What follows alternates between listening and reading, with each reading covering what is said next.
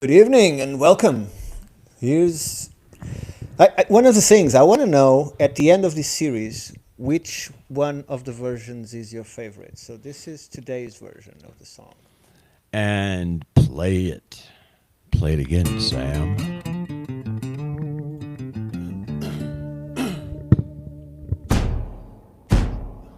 No, I'm not singing. Ricardo is. I'm Hey, here. Doc, Banjo. I've been reading all your papers. I've been listening to your words. You tell me where the walls once stood. You tell me how the ancients learned. You say you walked among the ruins. You say you heard what stones can say. But when a question doesn't fit, why does it get pushed away? Hey, Doc, did curiosity get lost somewhere between the title and the chair? Did the wonder fade away beneath the weight of what's declared? Because the earth is full of stories and not all of them are known. Yet sometimes when new voices speak, you treat the mystery as closed. I don't ask you to believe them, I don't ask you to agree. I'm only asking why a question feels like such a threat to ease. Hey, Doc, were you born with all the answers? Did certainty come with a degree? Or did you once stare at the night sky and wonder just like me? Because the people who change history were told they must be wrong until tomorrow proved the things they'd known all along. The stones don't care for politics. The rivers don't care for names. The truth was here before us all, and it'll be here when we've changed. So why not let the questions live? Why not let the evidence lead? Why fear a road less traveled if truth is all we seek? Hey, Doc, I still believe in science. I still believe in honest minds. I still believe that wisdom grows when certainty steps aside. And maybe one day we'll discover the answers none of us possess.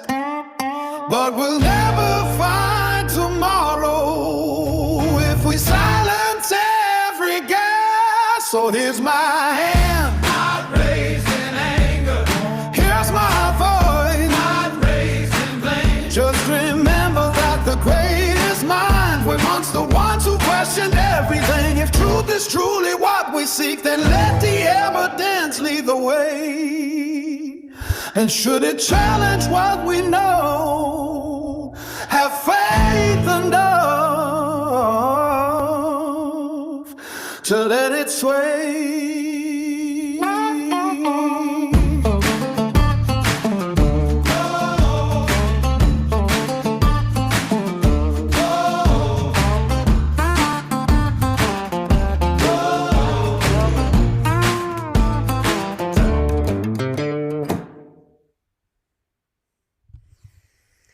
Hello again, everybody. Hi, Vince. Bravo. Thank you for Hey. coming. Hey Ricardo. Hey Hi. Jason. Good evening. Hola, Vincent. How was your day, sir? It was all right. Thank you. How about Good. you? Oh, mine was fantastic. Thank you. Very wet. There was water in it. Fortunately, we went to the big water today. Yeah, and Nice. Jacob fought the currents all day, so he has swallowed some pig bones whole and is somewhere napping and growing.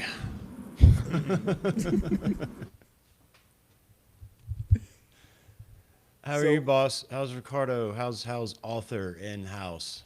oh, today I woke up a bit confused. I thought it was Sunday, so I made a mess of things. Well, you've been on our timeline over here across the pond. So You're trying to keep your schedule over here. I would imagine that it's probably getting confusing for you. yeah, bless him, says Sarah. Well, it's true because so often because we've been recording a lot, y'all, like a lot, right?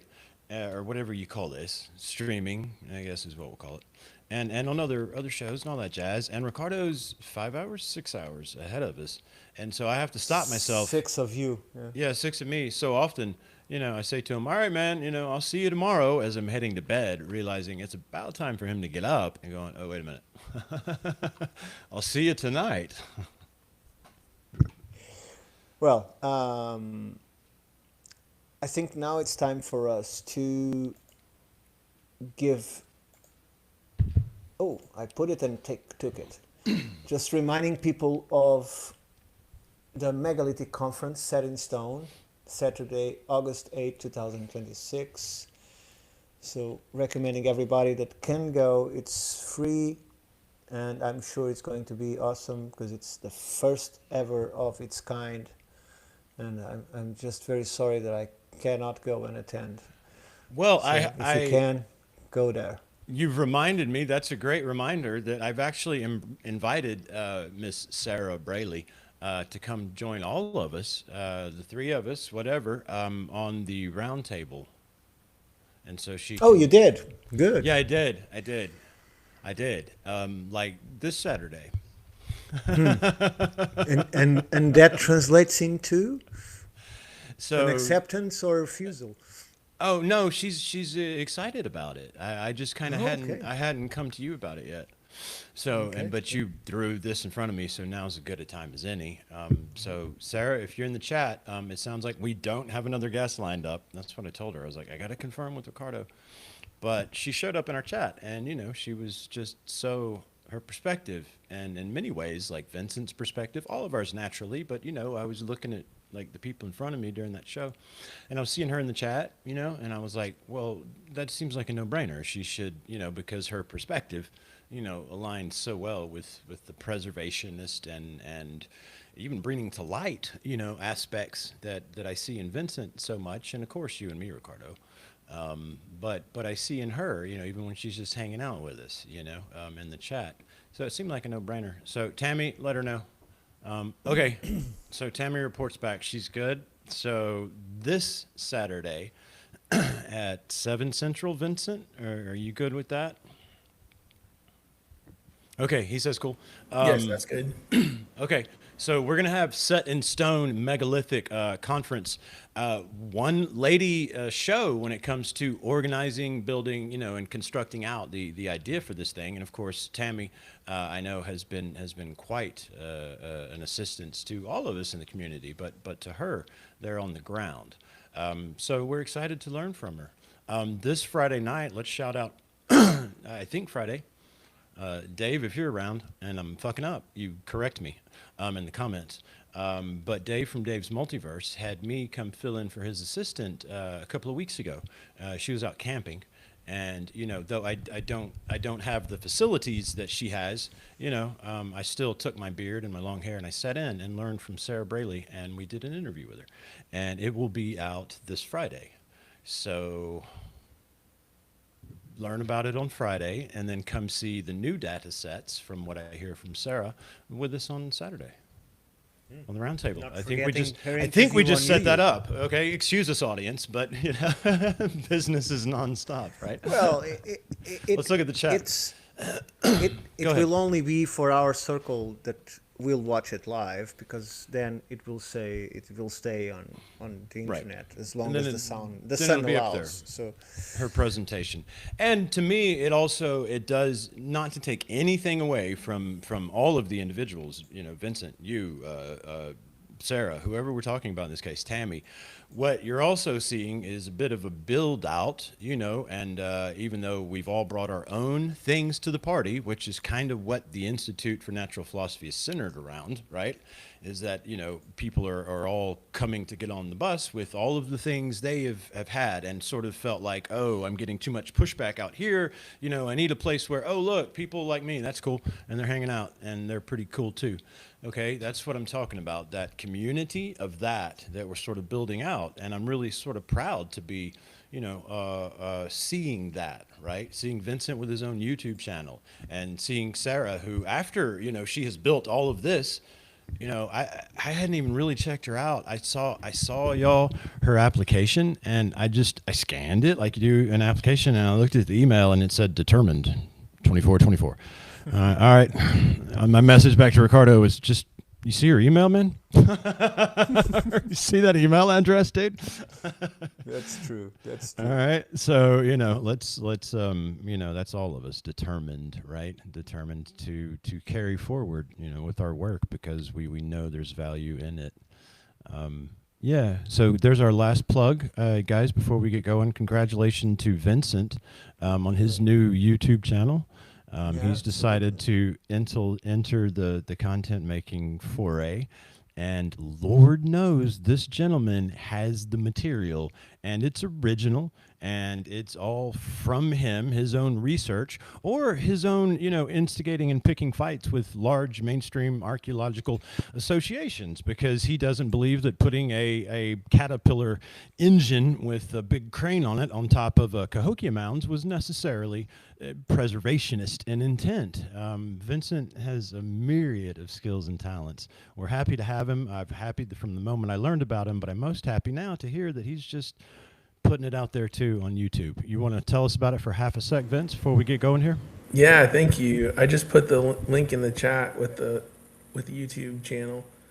On the Cahokia topic, I had requested the FOIA permit, and they gave me some responses, but nothing not what I asked for. And so I went back to them and said, no, We'll I give the audience context. They since you're breaking this part down for us, and we have new developments, guys. Okay, so the Cahokia Mounds, 10 plus years ago, they said that in order to keep the mound from damaging itself under its own weight, it was necessary to put a couple of large tracked caterpillars, right, up on top of this thing and dig half of it out. And then sort of throw some of it back and hit a few artifacts and some cedar posts and such things while they were at it. Well, Vincent here was on the ground, and Vincent was taking photos, and he was bugged by it. His father initially was bugged by it. And so Vincent has been insisting upon seeing they claim there is a archaeological letter of approval, and here you can take over, Vincent. And Well, Vincent yeah, has so- put in a freedom of information wanting to know, well, let me see it, please. Go ahead, dude. What's the update? Right, and so they actually called it a no impact permit, or a permit for not impacting the site. It wasn't archaeological. They basically they said, okay, you can work on it as long as you have no adverse effect. And then after that, a lot of the archaeological community objected to the work, and they wrote dozens of letters. There was international embarrassment over this event, and then 2 years later they approved it as no adverse effect. So I went back to them and I said, what about the archaeological permit? What about the digging in the National Historic Site, the landmark? Did they have any testing? They didn't respond yet, but twice since they issued this no adverse effect judgment, they've asked for an extension for a week at a time. So we're on the second week extension, saying, hey, we're actually working on getting you a response to your question about the final reasoning for the no adverse effect. And so it's going to be interesting to see if they do respond. But we're on week 2, the second week of extending it, and we'll see what they say. So, all right, I believe before we end, and we'll move on here, but with this point, I believe, to clarify as you were telling us, that if I remember right, and you take over when you know where I'm going, they had approval that this would, as you said, not cause any significant damage to the structure, right? But your point, I believe, was that this being one of, I mean, the largest mound just about that's known officially, in the United States, In right? the world. That It's the in the world's world, largest okay, pyramid. thank you. Yes, there you go. I wanted to make sure you got the facts out there right. Okay, that there should indeed at some point have been archaeological permits assigned because Right. you are digging on top of this thing, Yeah. and that's what you're hunting, Right. That's what I'm hunting. And so far, and they not have not. finding shit to shoot at, are you? Right. There's nothing. They didn't have an Uh, archaeological permit from what I've seen, and right. and this is the third time I've asked them. You know, they didn't have an archaeological permit at all, and in fact, the archaeological community said they were not going to do this work before it started. And Yeah, Vince had presented to us on our show, guys, that the archaeologists on record weren't happy with this idea in general. Yeah, but they used a very delicate uh, shovel in the machine. It It was made of was, it iron was, and had the spikes. I spent 7 years in a Caterpillar warehouse, and my favorite tip for the bucket was the archaeological brush tip. It's amazing, man. It weighs fucking 8 pounds each, and I think they put like seven across the bucket. It weighs like 8 pounds, but on the tip they have fabricated this little tiny horseshoe brush. All right, in the warehouse, man, cobwebs. They were up on the top rack. Yeah, that's The very forklift couldn't get up smooth, there. yeah. You had to get on the forklift forks, and they'd raise you up, and then you have to climb up in this dusty ass bin, and you'd get these beauties out, man. And pricey, woo. yeah, but in this case, they didn't use that. They used the fork truck, and they removed about 80,000 cubic feet, Yeah, and they basically they just put took it a in. they took a big ass hunk of the mound. Right, and they dumped it down the road in big heaps. Yeah. They never processed the material either, and it was I'm filled with surprised you pottery. didn't, Ron. And, I'm surprised there's not photos of Vincent out there processing it, just on the heaps. well, the permit or the no adverse effect permit did have some stipulations saying they needed to process anything that they removed, and they didn't. And in fact, they had posted a sign next to those heaps of the mound material that said, "No, no searching this material." And said Sure. basically, do not no trespassing. Yeah. uh, and for who to blame, right? Because isn't the archaeologists, the politics, is just the guy that is the manager of the site, the responsible person for the site that allowed this. So Yeah, they literally they didn't have any reason to do this, and they said it was for maintenance purposes. I don't know what's going on with the manager of ancient sites, but something is not right. Now, Jason, before you place that, let me just put a little prayer. I'm not going to leave it up there at all. I just wanted to get sort of the title and the top quote, maybe, but then I was going to bring it back to all of us because we'll be chatting a lot during this, I do believe. Yeah, Yeah. I'm just going to share here a small prayer. Please. I don't know what you are seeing now. Let me see what we are seeing. We 'cause I have can't your see. X I only have page. one screen here. You have? Yeah, your X Okay, page. it's full screen? It is a movie. Okay, so this is from the story of Fred and Jermaine Pigeon, and this is the prayer that they sent May the us. warm winds of heaven blow softly upon your home. May the Great Spirit bless all who entered there. May your moccasins make happy tracks through many snows, and may the rainbow always touch your shoulder. If this documentary has touched your heart, expanded your understanding why these stories must be preserved for future generations, we invite you to support this ongoing work. You may do so by scanning the QR code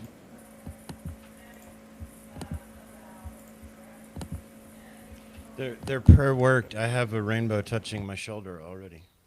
Yeah. So That was you beautiful. can Thank you, watch sir. it in X, and if you want to help Fred and Jermaine now on screen, you can do so through that QR code.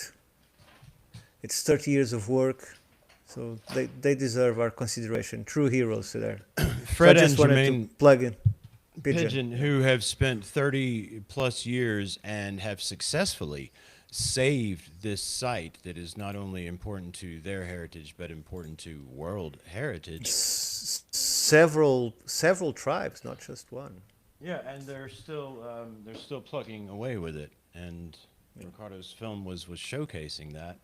As I looked for a place to plug in my rainbow, I was trying to make his prayer cool, but it was beautiful on its own. You know what I'm saying? And my point is, if you do believe in on the ground boots, boots on the ground type research, and you do believe in actual indigenous people trying to protect their own land and doing it successfully and are now towards the part of the process where you've got to finish it and you've also got to get it handed off, then please follow Ricardo's suggestion, find that link and find that QR code and donate directly to Fred and Jermaine Pigeon. Or Absolutely if no you are not middleman. you, if you can't, just a simple share or a recommendation would be great. Yeah, just share the damn video. I mean, if nothing else, because what it's doing and what Ricardo, has helped achieve by putting this together and putting it out is documenting it and bringing awareness to it.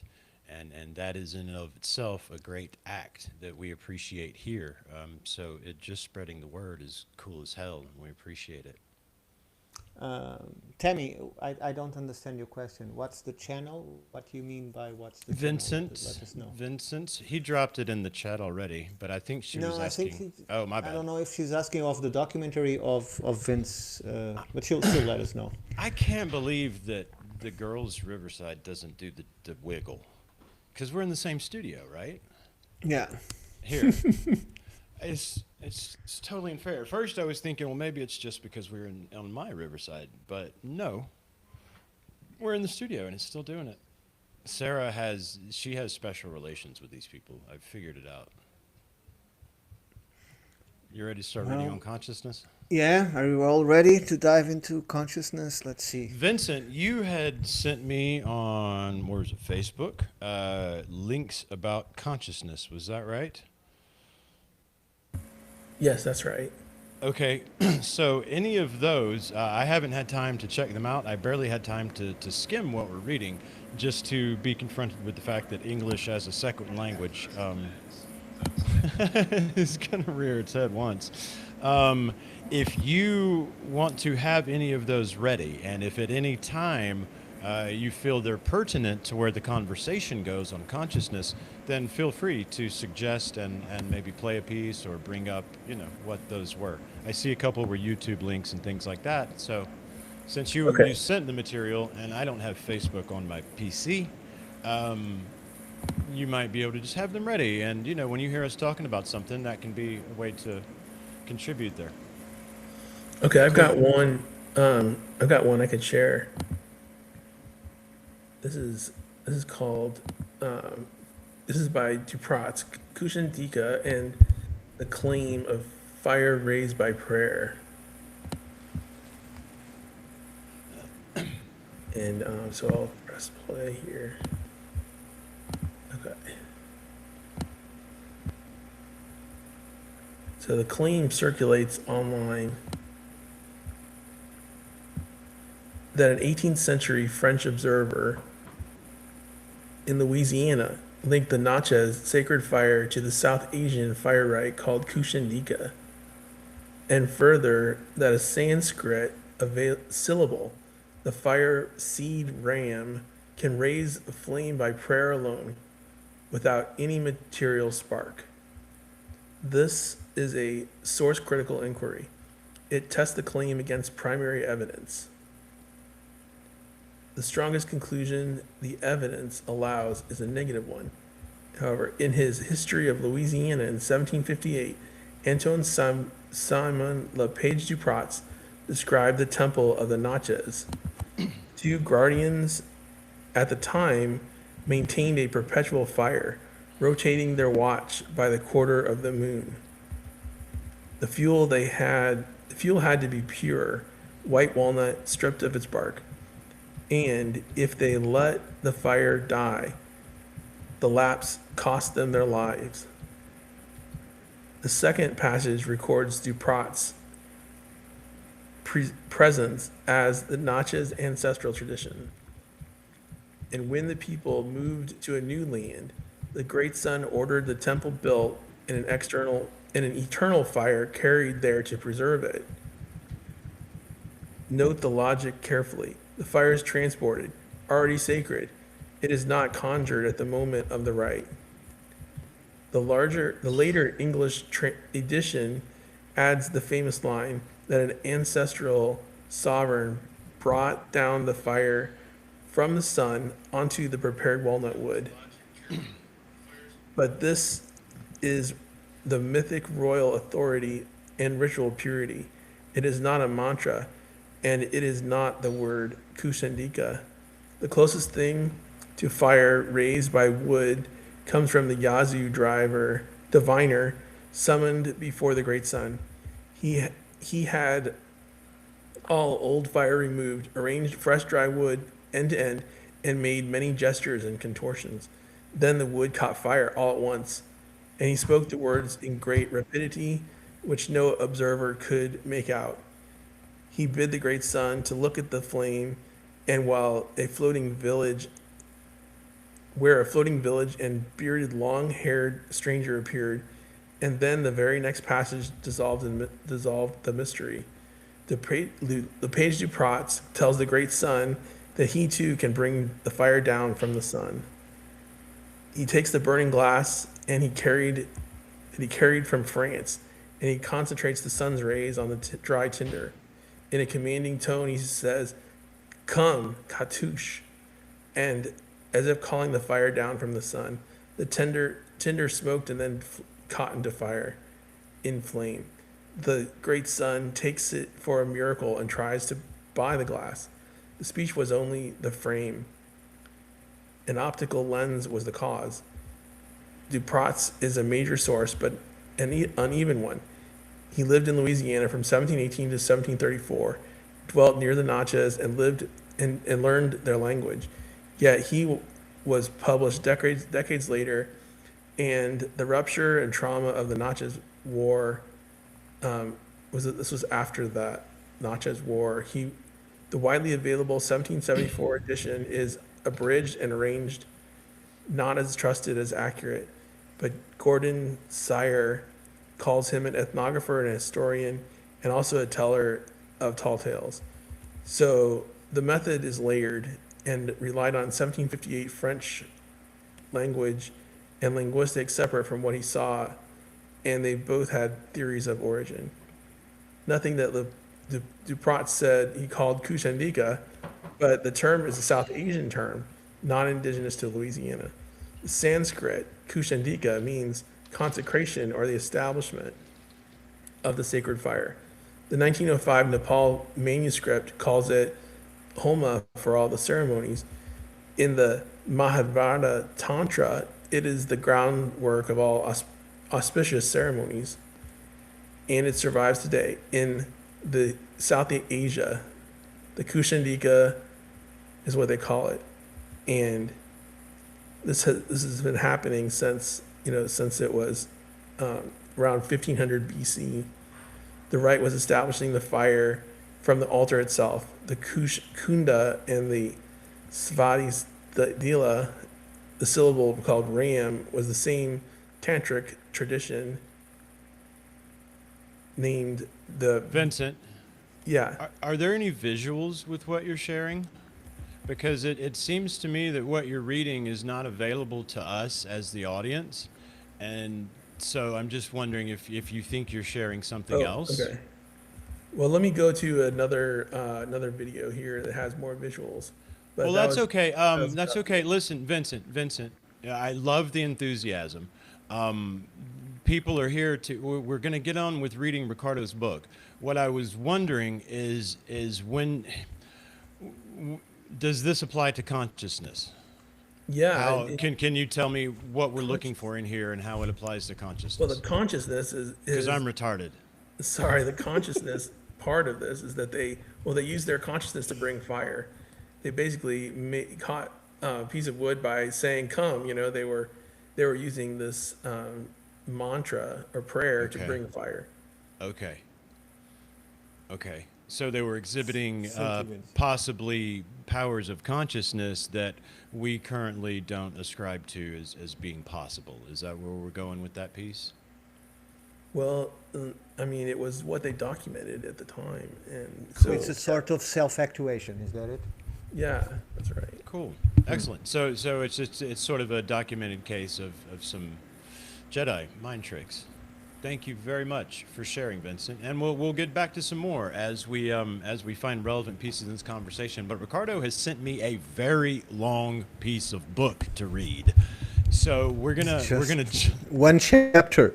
it's just 14 pages. Do you know how long it takes to read a page what would be out loud and Yeah, but also I spaced all deal the with us paragraphs, talking so it's about it. easier to read. Yeah. Oh, is that it? Is it because because you were nice? Okay, well I'll quit bitching. You did the talent a favor, and I'll pull it up. Do you want me to share the text as I read it?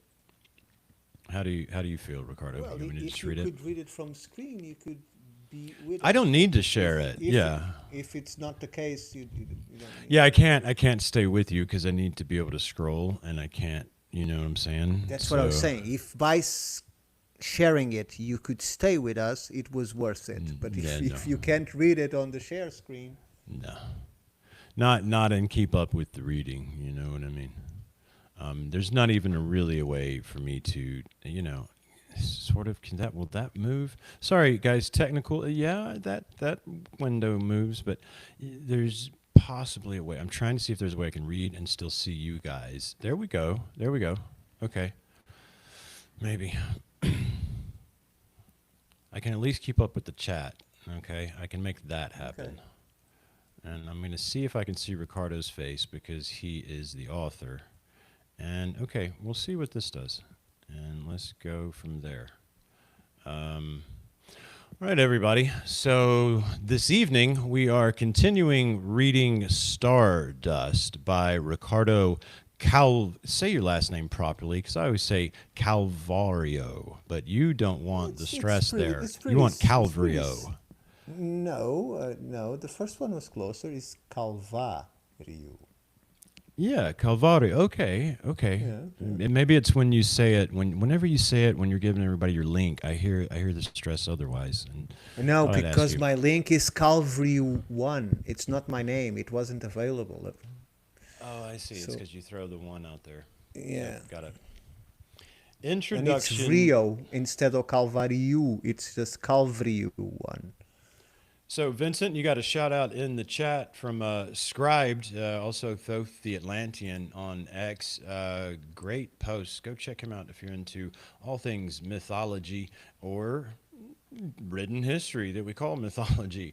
Vince, you've got I like where you were going with that Sanskrit influence, Vince. Etymology is a giant piece, often ignored, and there is definitely some explaining mainstream history has to still explain.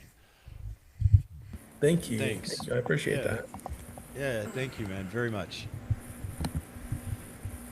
Okay, Ricardo, we've been through the introduction. We've been through chapter 1, and this evening's reading will take us into chapter 2, concerning consciousness. Now, this again has several parts, and under concerning consciousness, we have now the introduction. And it begins with a quote by Avram Chaim from his works Thoughts After the Alchemist. Consciousness is immersed in the material world because the mind is casually dependent of the brain. Nothing happens in the mind without something happening in the brain. And it is because something happens in the brain that something happens in the mind. And that was Avraham Chaim in his work Thoughts After the Alchemist. More or less, the above quote represents the sort of rationalization behind the reason why.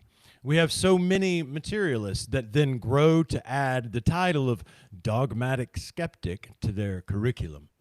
They cannot but see consciousness emerging from biochemical activity in the brain, although none of them can explain how. From my point of view, it is obvious that the brain is integral to the process of consciousness. How could we experience reality if it were otherwise? After all, we are an ethereal consciousness experiencing life through a material body, a biomechanical body. By being so, we then acquire some apparatus, an interface between these two dimensions. By tackling the middle ground between materialism and spirituality, I understand this to be one of the functions of the brain, meaning the codification of inputs and outputs of data coming from all sources, material, the senses, and non-material, the all-connecting field, resulting in a bidimensional being, a mind, soul, spirit, enjoying the experience of physical interaction through an avatar, a template.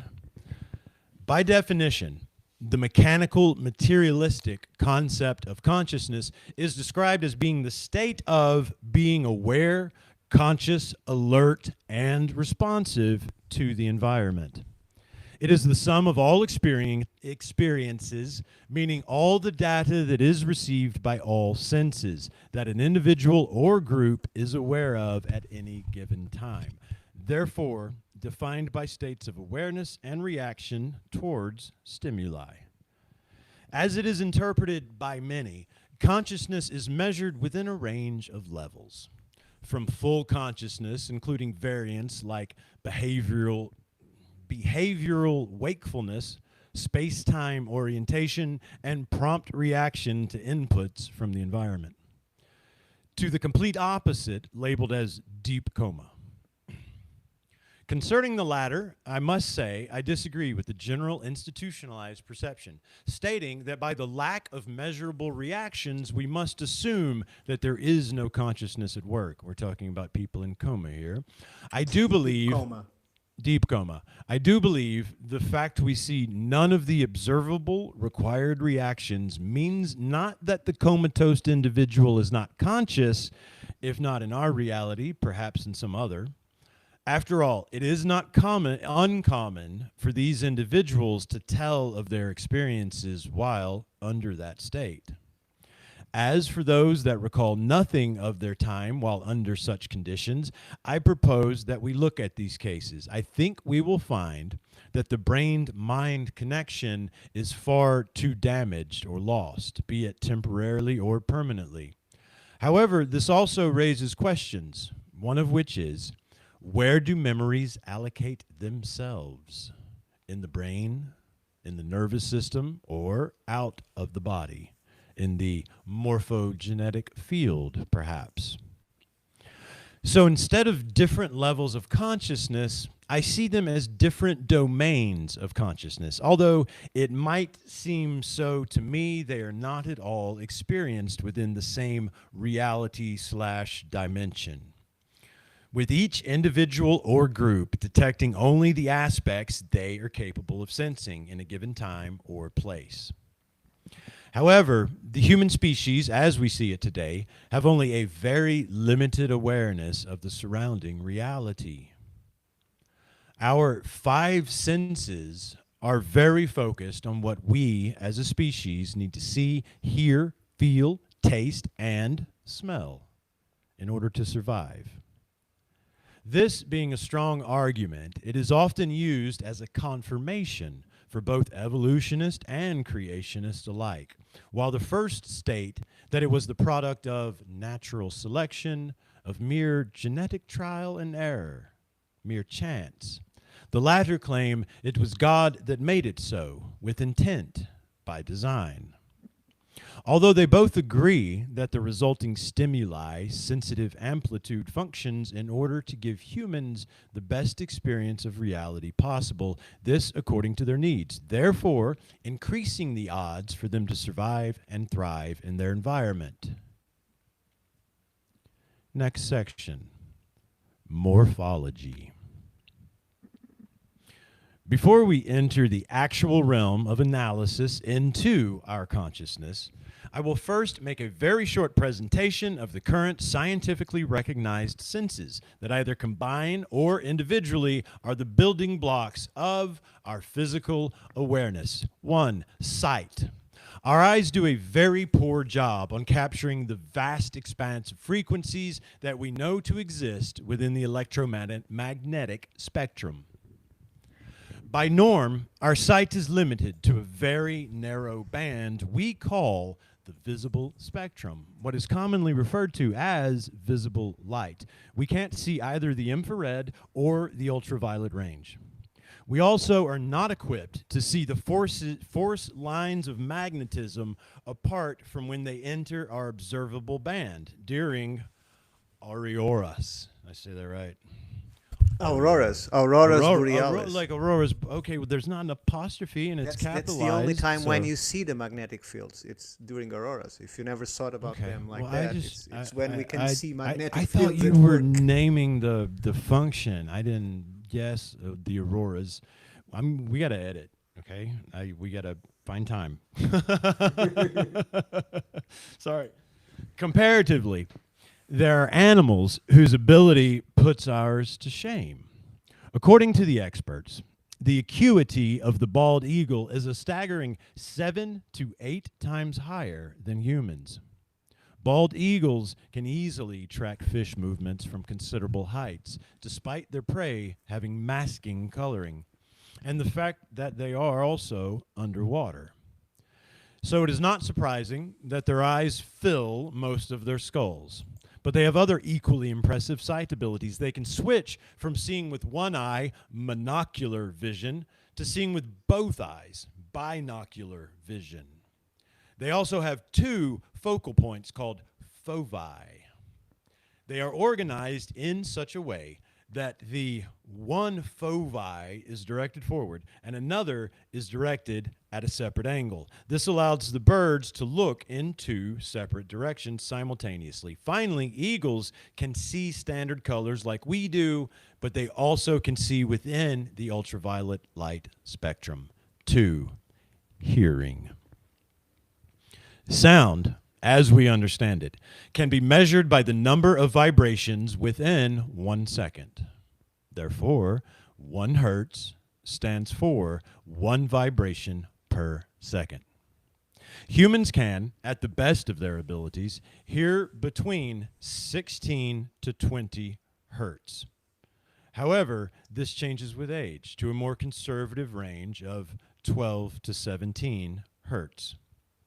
This said, the human ear is quite capable of hearing many of the sounds produced in nature, but certainly not all of them. Nevertheless, as it happens with sight, what humans cannot hear do not seem to hinder their survival. We do not need to hear, although some can, the sound of a beating heart. That is as low as 1, maybe 2 hertz. This is the realm of infrasound. And although veiled to human ears, this can be felt in the body. These low frequencies can induce a feeling of awe or fear according to its compression into standing waves or otherwise uncompressed. And these applications have been explored in many ancient sites, religious structures, and even in modern warfare. That's true. I think you need to clarify when you said humans can hear it at best of their abilities between 16 to 20,000 hertz. Oh, well, it's 20.00 hertz. So to me, that's 20. No, 16 to 20 hertz to 20,000 hertz. That's So this is where we got to get into editing because, see, that needs to be a comma then. You have a decimal there, so that is 20 Yeah, well, and I was going to ask you, do I need to read 20.000? No, it's 20,000. Okay, so 16 to 20 to 20,000 hertz at a range of 12 to 17,000 hertz when you get older. Yes. Yes, comma. The decimal will go after the third set of zeros. Well, it's different here. Back me up, Vince. Yeah, well, you're writing in our language and you want to publish in this one, so let's get that. All right, here we go. These feelings, so these low vibrational infrasounds is what we're talking about. These low frequencies can induce a feeling of awe or fear according to its compression into standing waves or otherwise uncompressed. And these applications have been explored in many ancient sites, religious structures, and even in modern warfare. There are several animals that can not only detect these low frequencies, but also produce them for long-range communications. These include whales, elephants, rhinoceros, hippopotami. Is it hippopotami or hippopotamus? Octopi and giraffes. What's an octopi? OKAPI. Hopki is a kind of cervidian in Africa. What's a cervidian? It's like a big deer. Okay. Big deer and giraffes. It's just with stripes. It's different. With long necks, stripes, but they're not giraffes, but smaller necks. Hippopotami, small giraffes with long necks that look like deer and giraffes. In the case of elephants, not only they can hear them, but they feel the vibrations in the ground before it ever reaches their ears. Some studies indicate that elephants make use of infrasound to coordinate herds and keep mated elephants in contact with one another. Other examples are octopus, squid, cod, and cuttlefish that we know capable of hearing these low frequencies. The roars and purring of big cats like tigers also incorporate some infrared sounds. Sorry, I've got a lot of background noise. Hang on one second.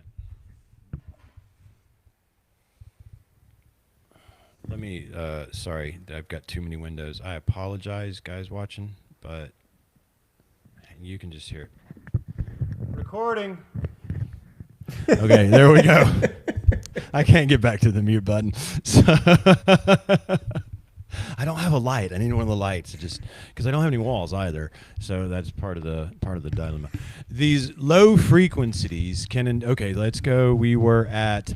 Other examples are octopi, octopus, squid, cod, and cuttlefish that we know capable of hearing these low frequencies. The roars and purring of big cats like tigers also incorporate some infrasound frequencies. On the other side of the spectrum, we find ultrasound. That also lies beyond the range of the human ear. As it was in the case of infrasound, these high frequencies, although undetected by humans, are used in the daily lives of several species. Animals such as dolphins, rats, whales, and oil birds use ultrasound to navigate and communicate. Bats are also a fine example, being able to detect frequencies as high as 100,000 hertz. You got it. See, there's the comma. Don't tell me it's because you do the decimal place over there. You got the comma there. That's 100,000, boss. Yeah, you do. Busted. No, I'm just kidding. As high as, but that is what I mean, yes. To detect frequencies as high as 100,000 hertz. This allows them to navigate through dark caves and find insects for food. Number 3, touch. Although somewhat considered less important than sight and hearing, touch is, in my view, a fundamental form of perception and central to our survival in more than one way. It plays a crucial role in nearly all of our sensory experiences. The skin is the largest organ in the human body, and it is intimate with the sense of touch. Scent of touch? Well, my nose has skin. That kind of makes sense, dumbass. Nevertheless, I'm talking to me here. I totally scent of touch. It says here sense. That's on me, not Ricardo. With the sense of touch, nevertheless, it does more than just process what we generally understand as physical contact. Just keep in mind of what you can tell by touching any type of surface, be it animated or inanimated. The complex set of informations we obtain from this sense is only possible because, contrary to other senses, it gathers several types of information from different receptors. The skin contains a heterogeneous set of distinct receptor types, and each one of these differs in their physiological and functional properties. We can divide these types accordingly to their distinct function into several sensations. These can be of different nature, namely thermal, pain, touch, texture, pressure. Yeah, makes sense. Makes sense. Makes sense.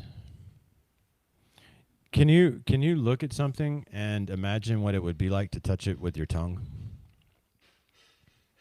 It's what I know. It's a known thing. It's like a real thing. Like, back me up, chat. Like, that's a known. Like, do it. Like, do it. Like, what would it be like to, lick a brush, a paintbrush? Okay, like, you see where I'm going. What would it be like to lick a piece of sandpaper? Right? What would it be like Not to? pleasant. But if you try to, where am I going? If you try to visualize that, right? It's where your sense of touch interface is sort of goes where I think you're going here, is like it you can still consciously obtain that sensation, is where I'm going. It's a known sort of phenomenon. I guess The inversion of that would be when you are licked by a cat. You can always feel that. But it's just look around the room, right? And imagine licking something in the room, right? And I know where you want to go, but I'm don't take it there. But at any as you say, texture or any surface, and you can get that sensation. And that's where, because you haven't had that sensation before, right? You haven't gone around your room, I would assume, unless you're, Catman, are you in the chat tonight? Unless you're Christos, you may not go around licking everything in the room, but yet and still you have that sensation available to you without actually doing it. What is that? Right? That's where my mind goes when you talk about this interplay of touch and the senses, right?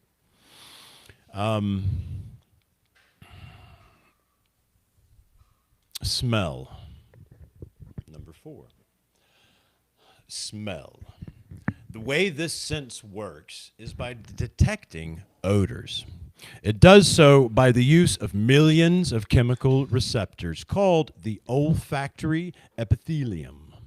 Either by naturally breathing or forceful inhaling, the chemicals present in the air are dissolved in mucus and then processed by odor receptor neurons. Only then sent to the olfactory cortex of the brain through sensory transduction. It is in this area of the brain, located in the temporal lobe and dedicated to sensory input organization, that odors are decoded and translated into a language we can understand. However, this data is also shared with the limbic system, the one responsible for the processing of our emotions, survival instincts, and memory formation. The olfactory cortex also works with other limbic system structures, such as the amygdala, the hippocampus, and the hypothalamus. All of these have a strong effect on our emotions. The first creates emotional responses, such as fear, and creates memories while doing so. The hippocampus function organizes and allocates memories. As for the latter, it serves as a regulator of emotional responses. It is believed that the limbic system connects obtained data, such as odors, to our memories and our emotions.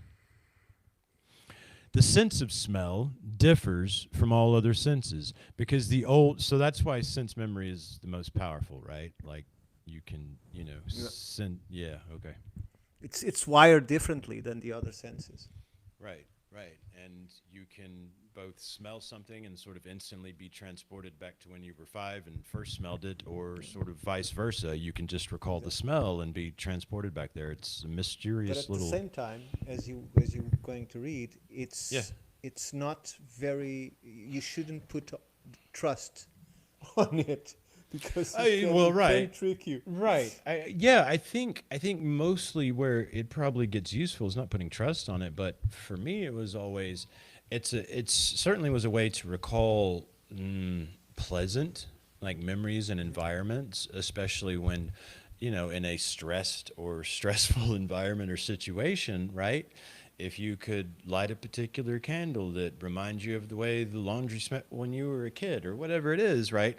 That would trigger back some pleasant, and then you could like bring that to the present with you. That, as you say, you could extract that emotional component, right? Pull it out from that sense memory and you could apply it to the now, right? So whatever that is, but it's very much a use of this sense memory function that you're talking about.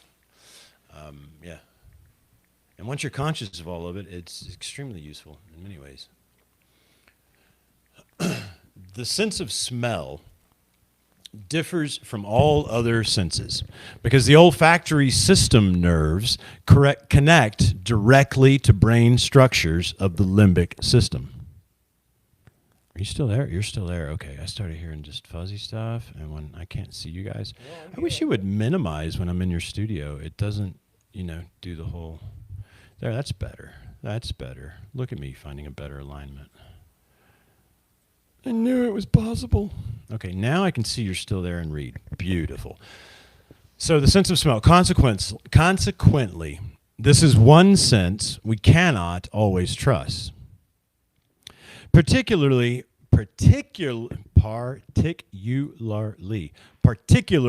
when we are reacting to odors for the first time. Several studies have demonstrated that our visual can be pre-encoded to be either good or bad. For instance, our perception of others' reactions to food fragrances, to smells or perfumes can and often influence our own experience once we detect them for ourselves. The piriform cortex that is activated prior to the odor sensation and uses visual information is capable of influencing our olfactory sense, creating expectations on how we will perceive the odor. A simple disgusted facial expression from another can easily do that. We're all susceptible. We are all that susceptible. Once again, as it was with all other already mentioned senses, our sense of smell is very limited when compared to other animals, but much better than previously thought. In 2014, a study revealed, quite surprisingly, that contrary to what was believed, human perception of scent can distinguish as many as 1 trillion different odors. This from the previous estimates of just 10,000. However, Huge difference. it's quite the jump, bro. That's quite the jump. Just goes talk about the limits of our knowledge, man. This is certain. We do 10,000. Actually, it's look. Numbers are 1 trillion. You got to go out there and tell them 1 trillion. No, you go tell them. 1 trillion different color odors from just 10,000. However, human ability to describe those many scents is evidently impossible. Mainly because no matter the language used, we do not have words to describe them all. Curiously, it is believed that much umami, that's taste, that's not smell. What's the one for smell? Like when you're talking about like musk, stuff that's like kind of stinky, but you're like, it smells good. There's a word for that. There is, I'll think of it. This happens since the olfactory nerves do not report directly to what is considered to be the gateway of consciousness, the thalamus. Imagine naming your kid Thalamus. Instead, if Thalamus Barnabas Barrows the Third. Instead, it feeds his data to the cortical areas where it can produce emotions and create or recall memories. We can be influenced by odors and not even realize it. Lastly, we have taste, number 5. Our awareness of taste comes from a combination of 4 distinct types: sweet, sour, salty, bitter. Although some effort has been made to include a 5th taste type named umami. I jumped ahead. The later being savory or delicious, that in fact is the translation of the Japanese word it was named after. Science tells us that we have around 10,000 taste buds. These are not exclusive to the tongue, but also located on the roof of the mouth as well as in our throats. Equally important, our saliva plays an important part of the process. It transports the taste we perceive into our taste buds. Each one of these has between 10 to 50 cells. The one responsible for starting the action of taste. These cells are replenished every 7 to 10 days. As a curiosity, we naturally start to lose these taste buds between beyond the 50-year-old mark. 50 years old mark. No, beyond 50. I'd put the period at 50. To lose these taste buds beyond 50. Taste is a sense that works intimately with the sense of smell, and yet another response mechanism known as common chemical sense. Complex as it is, while the first 2 are sent and interpreted by the brain, the latter does not, and yet it can have an effect on our overall experience while tasting foods. Our first take on how the tongue perceived flavors saw that the tongue had areas of concentrated receptors for each type, from sweet to bitter. This is now being abandoned since a deeper investigation revealed that only 3 specialized nerves have been discovered, so it is believed that combinations of activation all around the tongue, throat, and roof of mouth account for the taste that we perceive. As a final observation, we know that some of our senses can indeed produce better and more detailed data and from a broader spectrum. We know this because it is noticed in people that lose one or more senses, be it by accident or from birth. As it happens with people with sight impediment. Although rare, there are also cases of sonar-type abilities that appear to develop as compensation for the lack of input from sight. To me, this comes from the necessity to increase the sensibility that can awake these dormant abilities. Ergo, they are available to each and every one of us. Having now mapped the terrain of our sensory world, where each sense gifts us a fragment of the universe's vast canvas, we stand now at the precipice of our known limits. At the preface. This is just the beginning of our known limits, man. Like, how can that be? Because we think these are the known limits, but as soon as we know more, there's more known limits. So we're just at the precipice of our known limits. But what if these limits are not boundaries, but simply thresholds, portals to realms unseen and unfelt by our mortal apparatus? As we ponder the narrow band of our sensory perception, we are beckoned to expand beyond into the realms where consciousness stretches its own wings, unbound by the mere physicality of the flesh.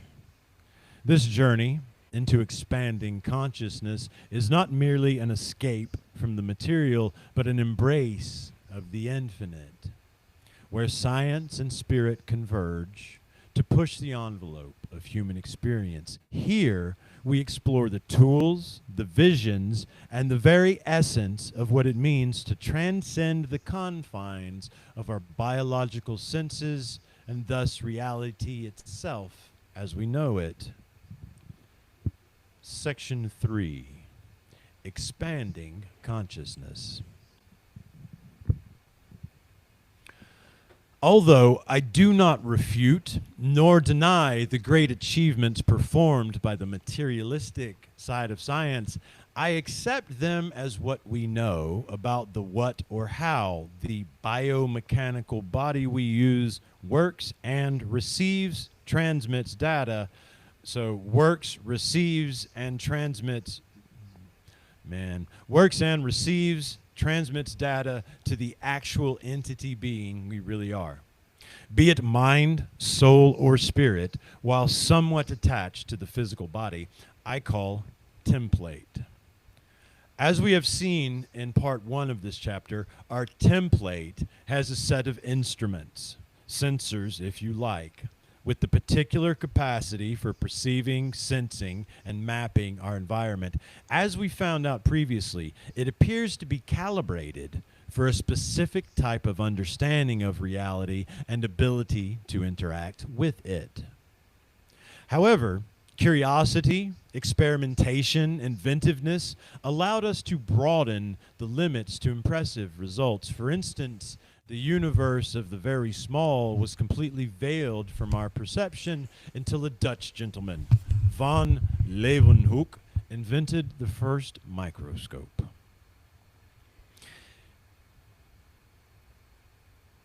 We have not to go that far back in time to reach the point when the atom was widely believed to be the smallest particle, indivisible as the name informs. But our curiosity led us on, and experiments were done proving the existence of subatomic particles like protons and electrons. Not stopping there, we tried harder on further breaking down these particles, therefore constructing models explaining the existence of quarks, leptons, and even antimatter. Unfortunately, after the last mentioned advances, every time we tried to reach for things smaller than this, the ordinary physics failed to apply. In my view, this is because there we are actually trying to see the fabric of this reality beyond what we find, the domains of the architect. Oh, the architect. There you go. On the other side of this spectrum, our understanding of the very large, along with the very small, continues to enlarge our knowledge and understanding of what is there to be found in this reality. From naked eyesight to the first crude telescopes that saw only stars, moons, planets, to the observation of much larger objects like galaxies, cluster galaxies, that expand exponentially on ever more massive scales. Among the largest, the Laniakea supercluster contains around 100,000 galaxies. Shit.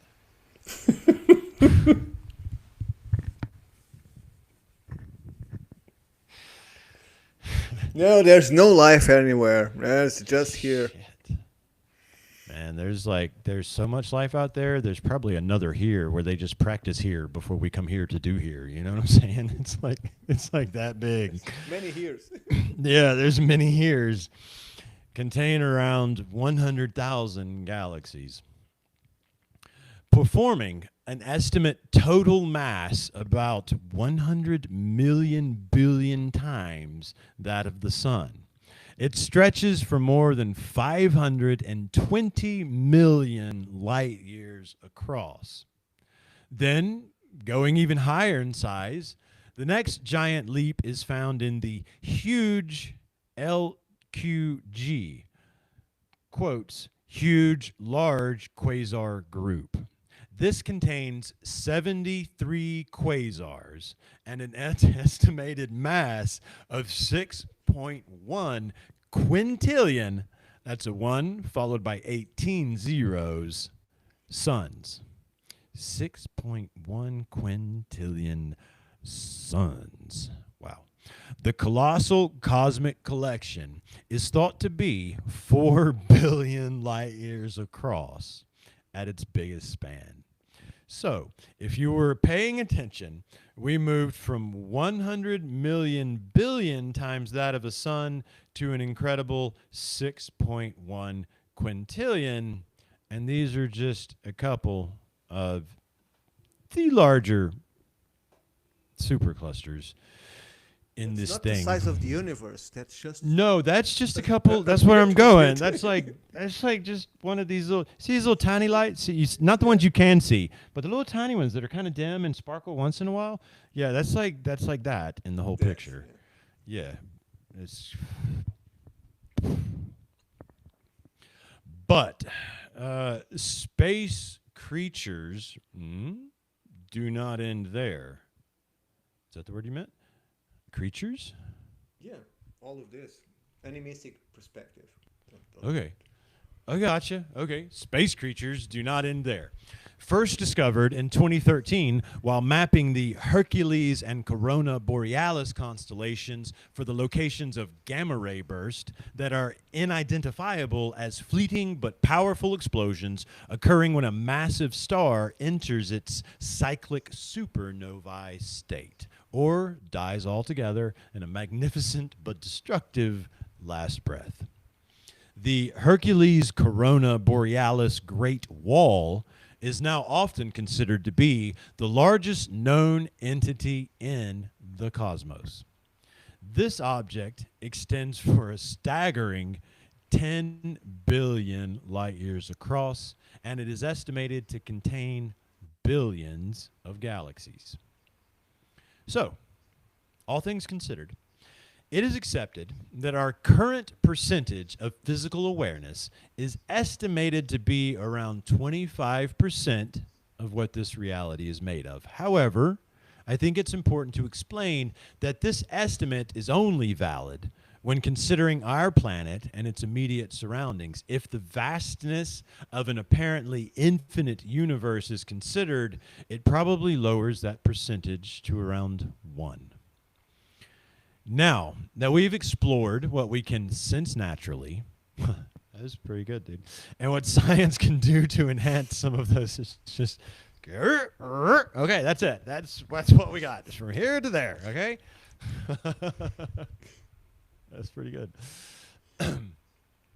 Now, okay, now that we have explored what we can sense naturally and what science can do to enhance some of those senses, are there any other ways of expanding consciousness in the awareness sense? The use of mind-expanding substances, also known as psychedelics, allows individuals to access a different domain that otherwise they would never know about. It shows no respect whatsoever for the laws that regulate normal, quote, reality. Nor has it any mercy for the individual's sensibility. It does not require previous knowledge, nor does it need access to our memory to create vivid, real, and strange experiences. The materialistic dogma sees this as happening within the brain itself, as being induced by changes in the brain chemistry that in turn were possible by the administration of specific substances into the body. So, the question presenting itself is, where do these momentary realities come from? Does it only exist for those brief, intoxicated moments, or do they require a special key? Randomly delivered to individuals, but otherwise always there to be experienced. Yeah, it's not randomly, but where it's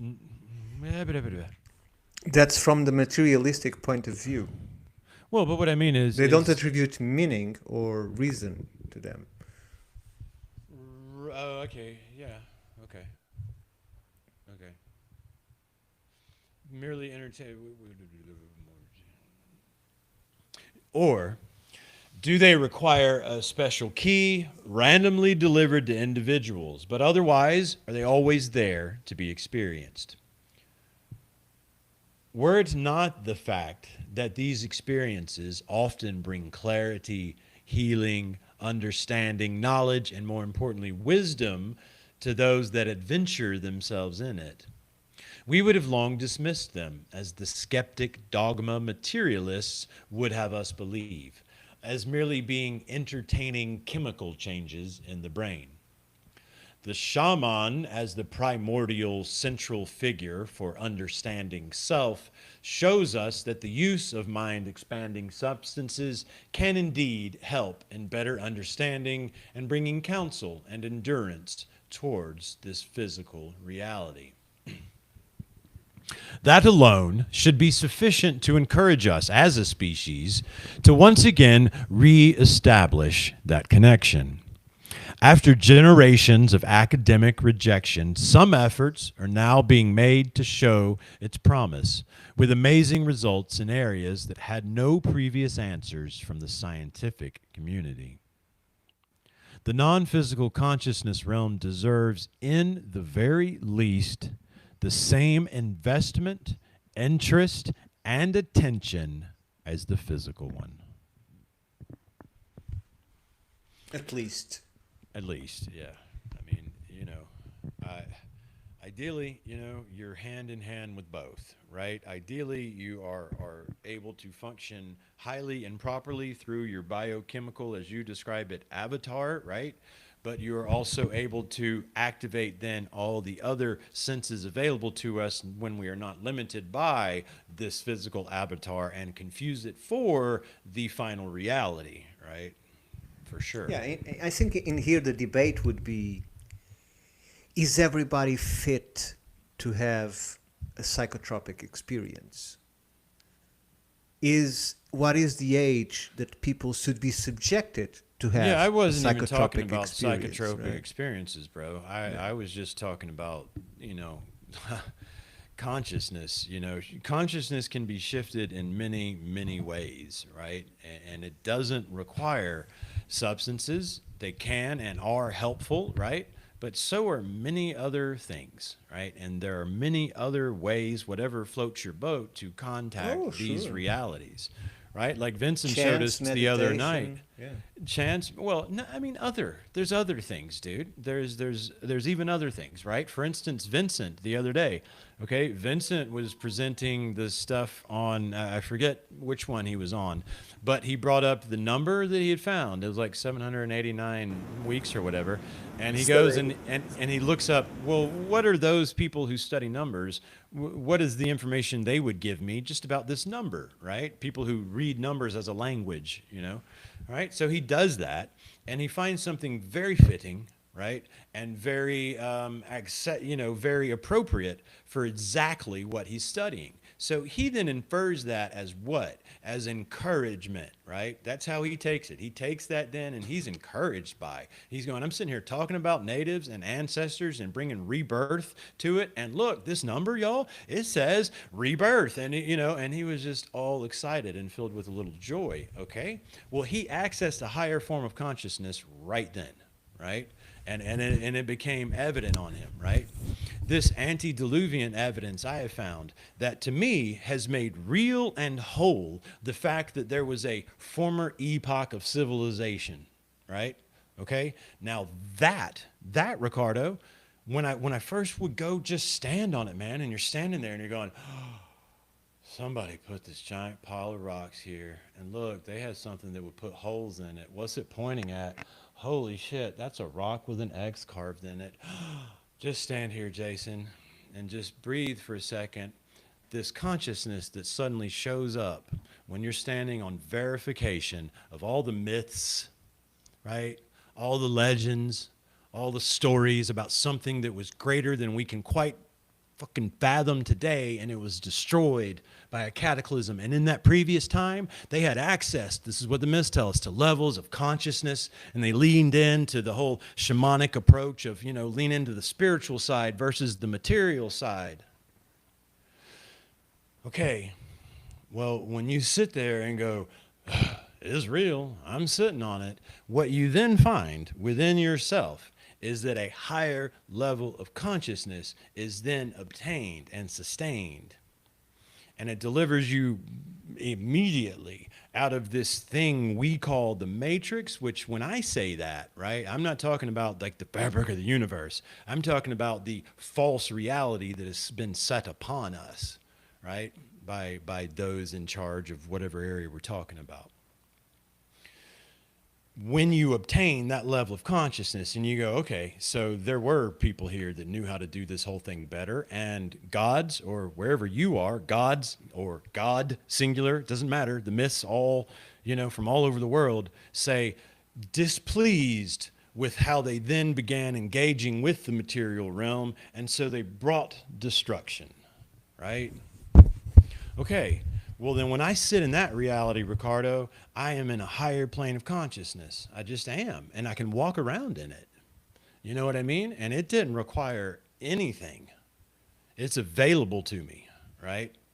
And then I was able to take that, and once you've got an experience like that, you can use that experience as, I call it, scaffolding, and you can even do this with, if you're using, psychedelics or any consciousness elevating experience. Once you experience it, right? Once you sit in it and it becomes a reality, okay, when your consciousness then you feel it lowering, well, guess what? You already have scaffolding now that you can kind of remember and climb right back up there. Vincent, next time he's researching, he can go, well, there's another number that kind of dings in my mind. I bet it won't happen again. Let me look and see what they say. Oh, shit, it did. Yeah, it but I worked would again. say that And Vincent's that is- consciousness is now, he's able to readily get right back up there. But that's intrinsically personal. Well, You cannot bring another person there and make them have the same experience by having the same realizations. Oh, I bet I could, It's- dude. I bet I could, because there's no way to deny it once you're there in person, I bet I could. I really bet I could. Honestly, I think that's part of the point of why I found what I found. If you could, then the persons that you can do that are Yeah. persons that are in the same wave of understanding Well, over of that course. reality as you. Of course, except for the thing that anybody that is of any other understanding cannot provide an explanation for it. Yeah. Right? Now Like that's a reality. And I've yet to receive an explanation for any of it, right? That's how I Like- know it's a reality.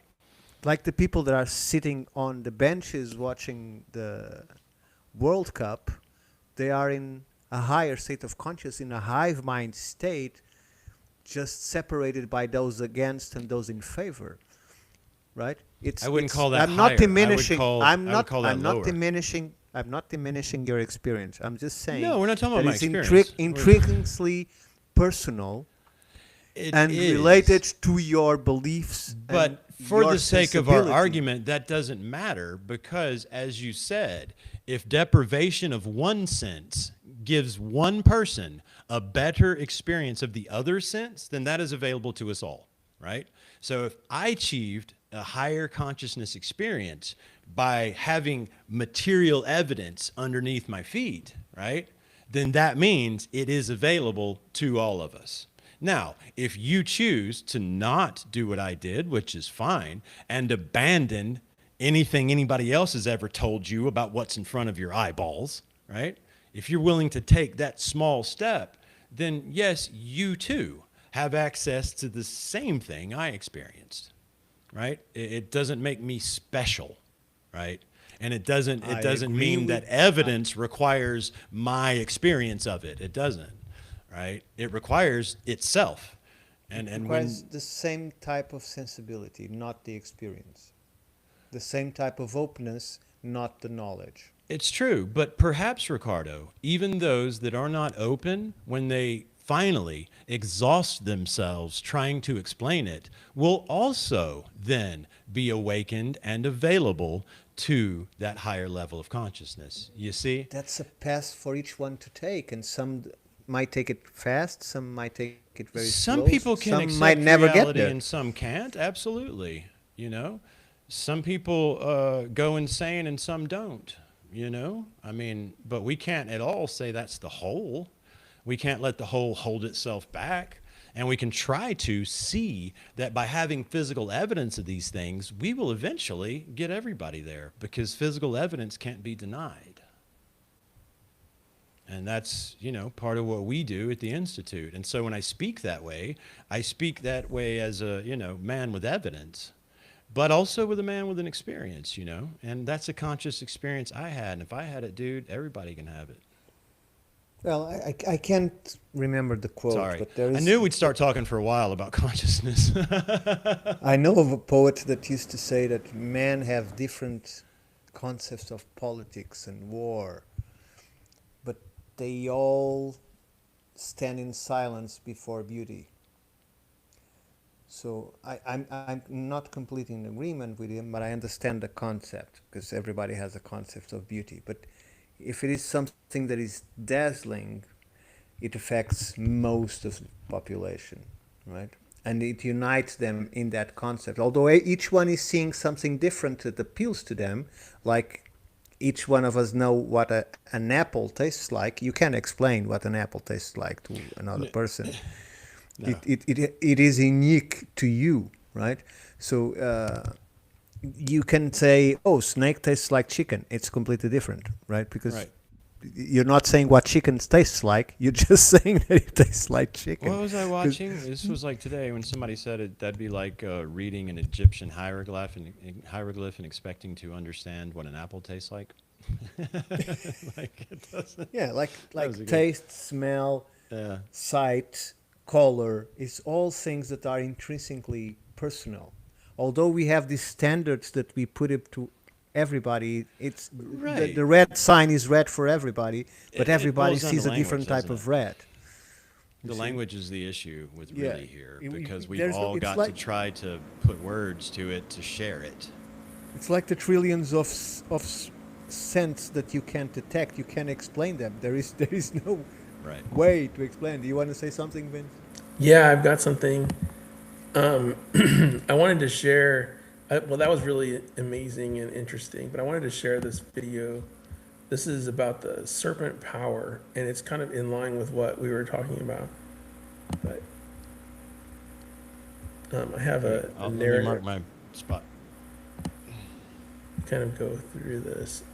So we'll pick up with I am, therefore I exist. Okay.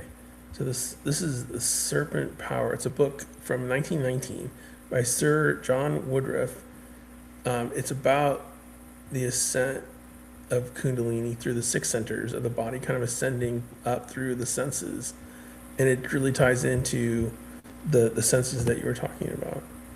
And so here it is. Okay, so this is tying in with the description of the 6 centers of the body. The first, there is the doctrine that the body is a ladder and the power sleeps at its foot.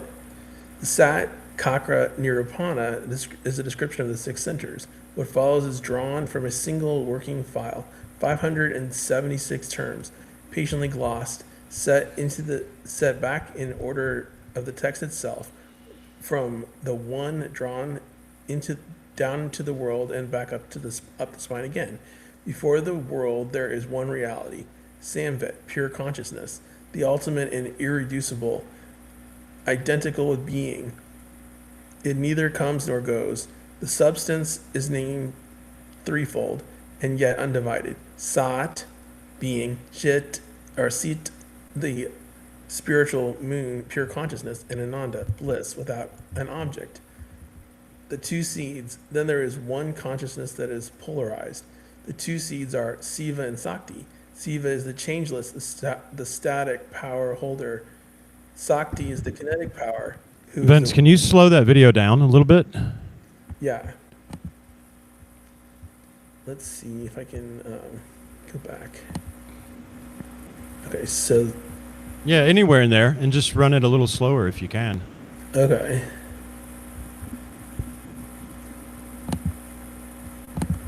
Okay, you're on. Yeah, it probably won't let you. Never mind. Okay, so the veiling is the wholeness may be tasted as parts, and it consents to be hidden. This is the Samkoka, the fullness veiled, so that the pure particular may be experienced. Maya severs the united consciousness. I, aham, is set against the this, I damn. And the one appears as a multitude of things. So let's go back to that where it had the video of the different levels. So it's Sat Kakra Beta. It starts with the Muladhara. This is the earth center at the base of the spine. Then it includes tissue and goddess Devi. Okay, next is the Svadhisthana. This is the water Meda and Kakini, the water center. Next is Manipura. This is the navel, abdominal region. And we were talking about the navel being important to the symbol that the pigeon folks were talking about the other day. So this ties in, I think, to that. Yeah. The Manipura. The earth belly button. Yeah. Right.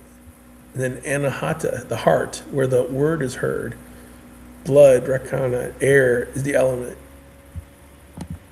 And then next is Visuddha, the throat. Esther, skin, and Tasak, the Dakini. And then next is the third eye, the command beyond the element, Mero or Hakini. And then ultimately the Sahasrara, the thousand petal lotus, the abode of the Lord, the union of the holder and power, the union with supreme consciousness had at the top of the head. So obviously they subscribed, or they believed that the supreme consciousness, or the ultimate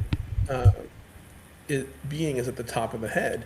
And that's why they often wore headdresses or tablets on their head, banner stones, anything that was very special would be worn on the top of their head. Nice. Yeah, thank you, Vince. Yeah. How many pages do we have, Jason? Yeah. So we are on. Let's see.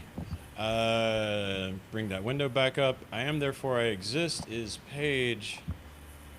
Hang on. Control minus. Dot.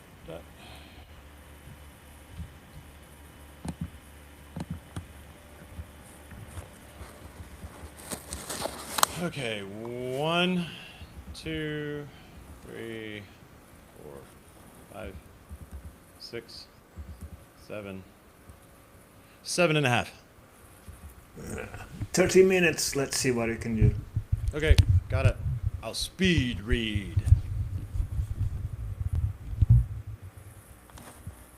I am, therefore I exist. Thank you, Vincent. I very much liked that whole, idea of it being outside of the head and the highest place where you get the union of the power and the self, which to me is, often expressed through many things I say about, I think a lot of people use words like fourth dimension and fifth dimension consciousness, and some of them know what they're talking about, some of them don't, but it's very much there where this place where union with other can happen and this sort of awakened consciousness is available. So that took me to there. Appreciate it, Vincent. I am, therefore I exist. Now that we have looked into the physical side of consciousness and also into its non-physical counterpart and how to access its nether realm through mind-altering substance, be it endogenous or exogenous, what remains to be discussed is, when both materialistic and spiritual sides of perception are considered of equal value, complementary even, as both sides of a coin, and not as opposing factions trying to erase one another, what is it that we call consciousness after all?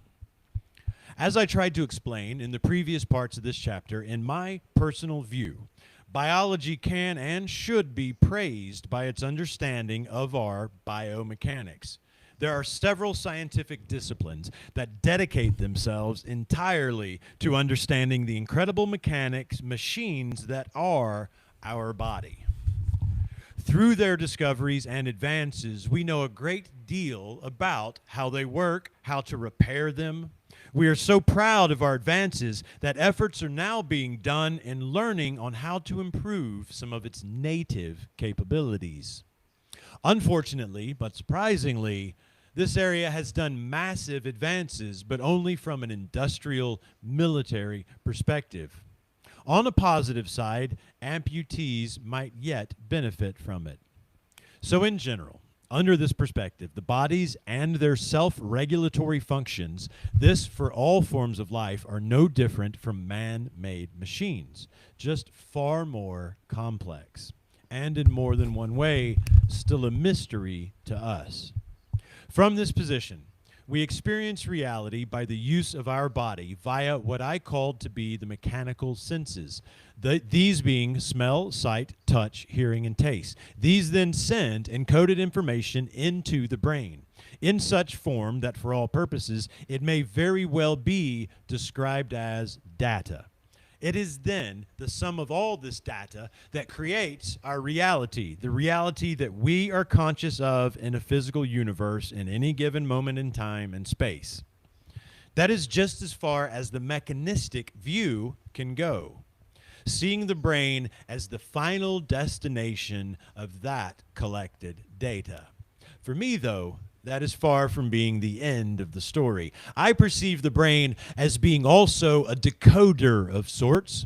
While some areas of the brain are performing all the procedures that we are unconscious of, others are wirelessly feeding our consciousness.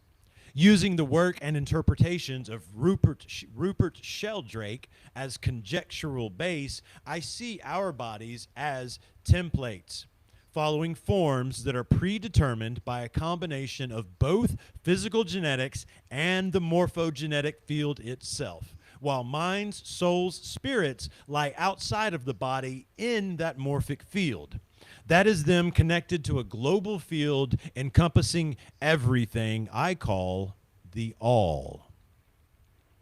In this model, our individual consciousness is then located not in the brain, but outside the body, embedded in the field that is locked into our individual signature or our frequency.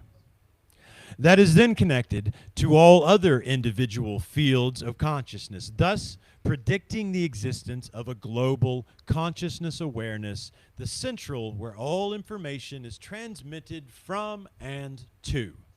There is also some confusion about consciousness and its relation to intelligence. If we were to ask several experts on this matter to try and line up organisms from the least conscious to the most conscious, they won't be able to agree.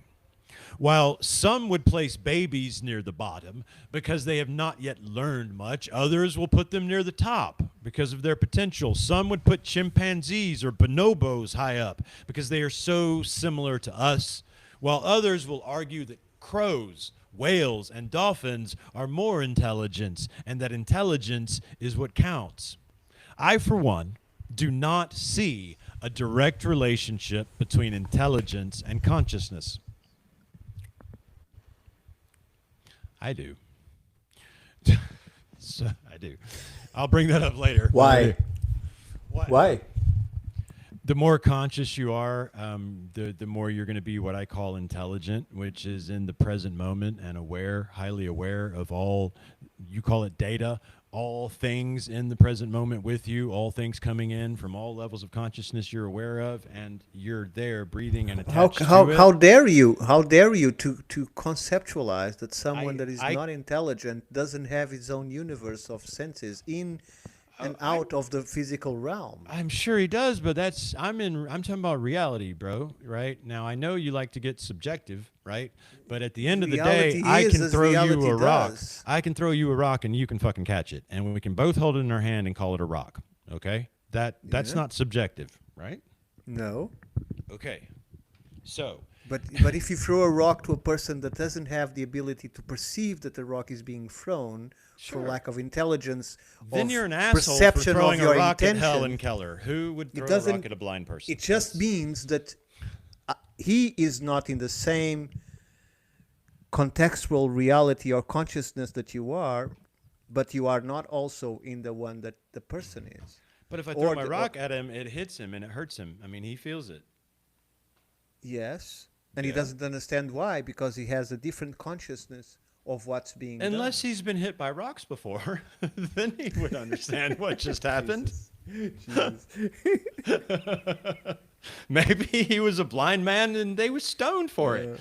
Maybe it was, We'll 2,000 discuss years this ago. further, but intelligence has nothing to do with perception of consciousness. I think you can attain higher levels of consciousness and be more present and therefore more what we call intelligent. I think But that's but in possible. here we are not discussing higher or lower. I think cell consciousness. phones literally are here to suck our intelligence, right? And what do they do that? They by sucking our conscious awareness, our ability to think for ourselves and our intention where? On the now, on the present moment. Why do yogis and everybody that tries to practice meditation, what are they after? They're after a higher level of consciousness that they call moment presence, present in the moment, right? Okay, well, do that instead of with your legs crossed and your eyes, eyes closed. Do it when you're standing up looking at the world, right? Okay, now that awareness of the moment, if for my money, man, accounts for what we call intelligence. I worked several years And therefore with it's not paraplegics. I worked with I don't know how to say it in English, but it's child that have the brain doesn't work. I right. don't know how to. And they have a complete world. They are not inferior in any aspect in terms of Nobody's saying consciousness. they are. Nobody's saying they We are. just But you're can't talking access intelligence is a there. word that we have intelligence tests, bro. Okay. Now I'm not saying I'm not ascribing anything to these people. I'm talking about the words you use. You said intelligence is not related to consciousness. Okay. I Well, don't what think we so. call intelligence is a number quotient that we can derive from a test. That's what that word means. Okay, Right? let's Like, keep what on do you reading mean and see by if it? the answers is there. No, See I if the like where answer this is there. going. I like where this is going. What do you mean by intelligence? Is that in the reading? I don't know. I can't remember. Let's see. Okay. Well, I wanted to just interject here. I mean, Please. Sure. the natives believed everything has a consciousness. Plants, Yes. pots, forks, Yes. every object, even inanimate objects. I mean, And Everything. they uh, are solely present in everything. the moment, so they'd probably be more intelligent than us by this, right, Vince? So, so right, but I mean that's part of animism, and I mean Yes. so to say that it's intelligence has to have consciousness. I think well the natives might disagree that they had their own theories about that, and they believed in animism and Yeah, it's Yes. and like everything. is an Right, ant conscious? I mean, that's essentially where I'm right. going, Vince. Thanks for pointing it out. Is that intelligence by my docket and by sort of the docket you're pointing out, Vincent, is about consciousness, right? It just kind of is, I think, which is about being present in the moment. And we'll see where Ricardo takes us, but thank you, Vince. I mean, I very much thanks for bringing up the animism and the native idea that everything has a level of consciousness. All right, let's see where Ricardo wants to take us on intelligence. Have you ever taken an intelligence test, Vince? Don't tell me the number. Have you ever taken a test? Yeah, I have. Yeah. What do you think of them? Like, what do you think of the test? Is it like silly? Does it, don't, again, like, what do you think of that as a way to tell how smart somebody is? I mean, I think it's a lot of trying to think about it from their perspective or considering multiple levels of meaning in something, Hmm. and not Absolutely. just the first level, but really looking at how deep that you can think about something. That's a good measure, for sure, of intelligence. Yeah, I think the tests and the numbers are, I mean, I don't know. They're weird. I don't know where that came from. We need to look up the history. Um, since one needs not intelligence to be able to be aware of its existence to some extent, I am, therefore I exist, is the basis to understand what I mean here. This raises the question, apart from humans, are living creatures just biomachines with an internal code for self-management? Or do they also have a morphic field containing a mind, soul, and spirit? Yeah. Descartes believed that only humans had souls, viewing other animals as unfeeling automata. Now I know he was a dumbass. People like to go, have you read Descartes? Like, wait a minute, he thought animals were robots? Okay. Yeah. Dumbass. I take it, I take it that he had never engaged in a relationship with an animal, or he would most certainly have changed his mind. Although I admit it is not easy to see insects as spiritual creatures, I spend some time with them. But beyond my own prejudice, there is no real reason why not. I agree, however, with his concept of mind-body dualism, or the idea that while mind, soul, spirit, and body are separate, they do interact. So, what is consciousness after all? Although this may sound like a superficial, simple question, this in a world filled with problems that seem far more important. It might be the very path towards their solution. The current consensus is that consciousness is A, the state of being conscious, fully alert, aware, oriented, and responsive to the environment. B, the subjective awareness of the aspects of cognitive processing and the content of the mind. C, the current totality of experience of which an individual or group is aware of at any time. In a more inclusive perspective, like in Newman's conceptual model, consciousness is the informational capacity of the human system, or its capacity for interacting with the environment. It is considered to be coextensive with the universe, thus residing in all matter.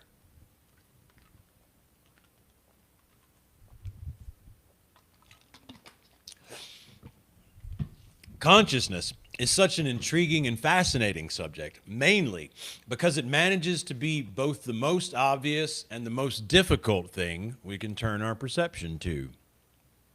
After all, in order to try and make sense of it, we have but our consciousness to try to prove its own existence, while it studies itself. So, how are we to extricate ourselves and look back to what remains? This, when what we are trying to study is what was extricated in the first place. It is not surprising that philosophers and scientists alike have struggled with the concept. Excuse me. However, fortunately to us, times have changed and mentalities with it. Since the start of the 21st century, studies on consciousness have multiplied. Thanks to that, disciplines like psychology, biology, and neuroscience have reached the point of their research when they are ready to start publishing on their results and thoughts on how to proceed with further experimentation. What is that consciousness do? What is it that consciousness does? Could we have evolved as a species and as a civilization without it? Could consciousness be an illusion? If so, is the illusion built by our brain or just accessed through it? What is consciousness?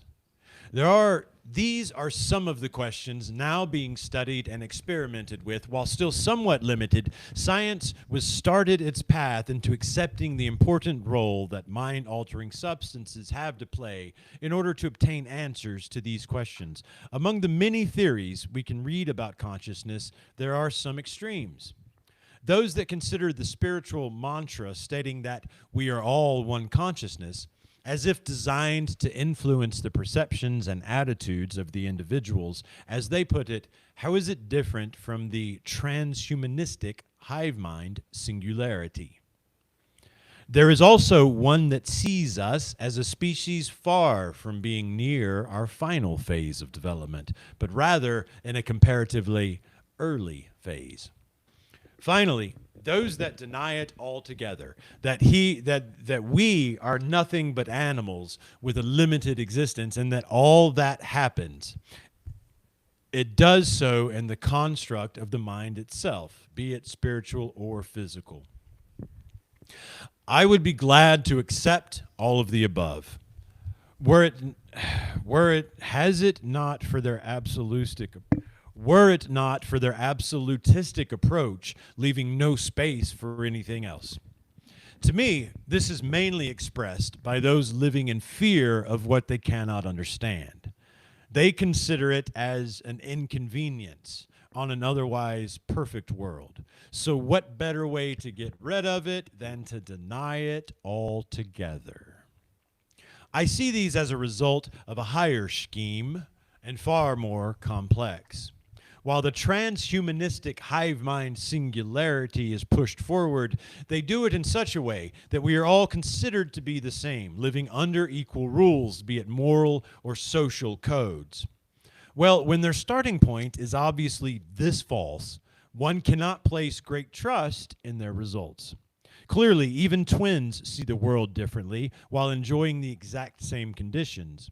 Humans live while enduring very different realities, be it cultural, geographical, or sociological, and within several levels of civilizational development. Nevertheless, I do support the idea that one's experiences are not alone as a representation on what defines the individual itself. Once one learns to access it, be it by instinct or some other method, the abstract global conscious awareness can also introduce others' experiences as part of the knowledge one has in one given moment.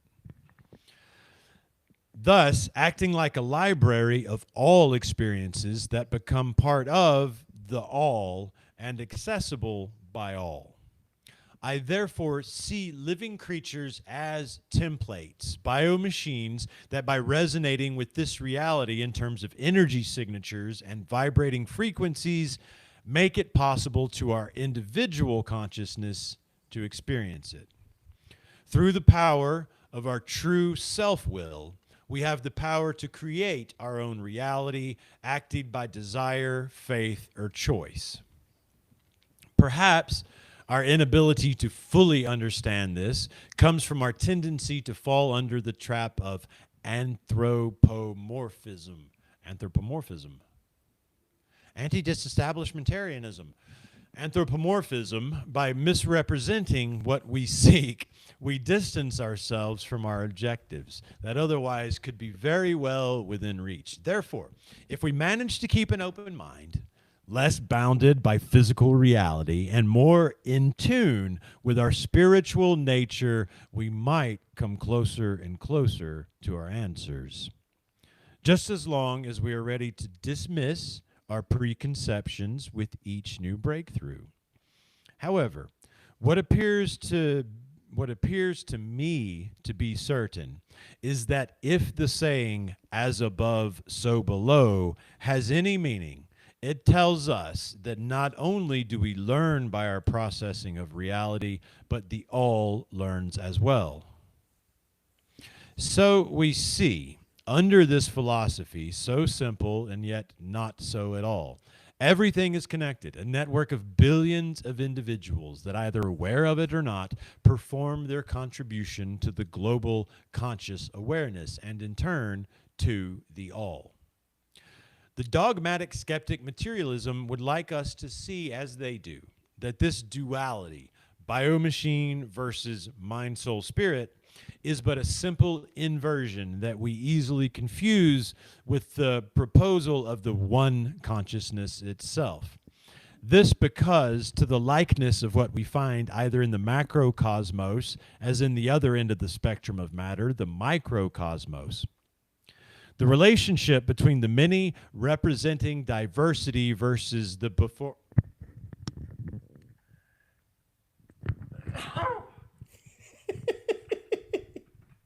I thought you didn't like the word. No, I felt it coming. Allergic to diversity. Diversity. Oh, I am. I am. Nope, I'm not. Oh, okay. Sorry, lost my spot. But one simple diversity. Yeah. What? Yes. Okay. The relationship between the many representing diversity versus the before mentioned dualism and its reversal, with the individual becoming the many, a self closing circle that, materialistically speaking, is born from a natural propensity to believe itself as better than reality itself. The irony of one suffering from delusions of grandeur, accusing others of committing the same sin as they experience the very same woe. Conclusion. The history of consciousness studies within the academic circles has always been a very tumultuous one.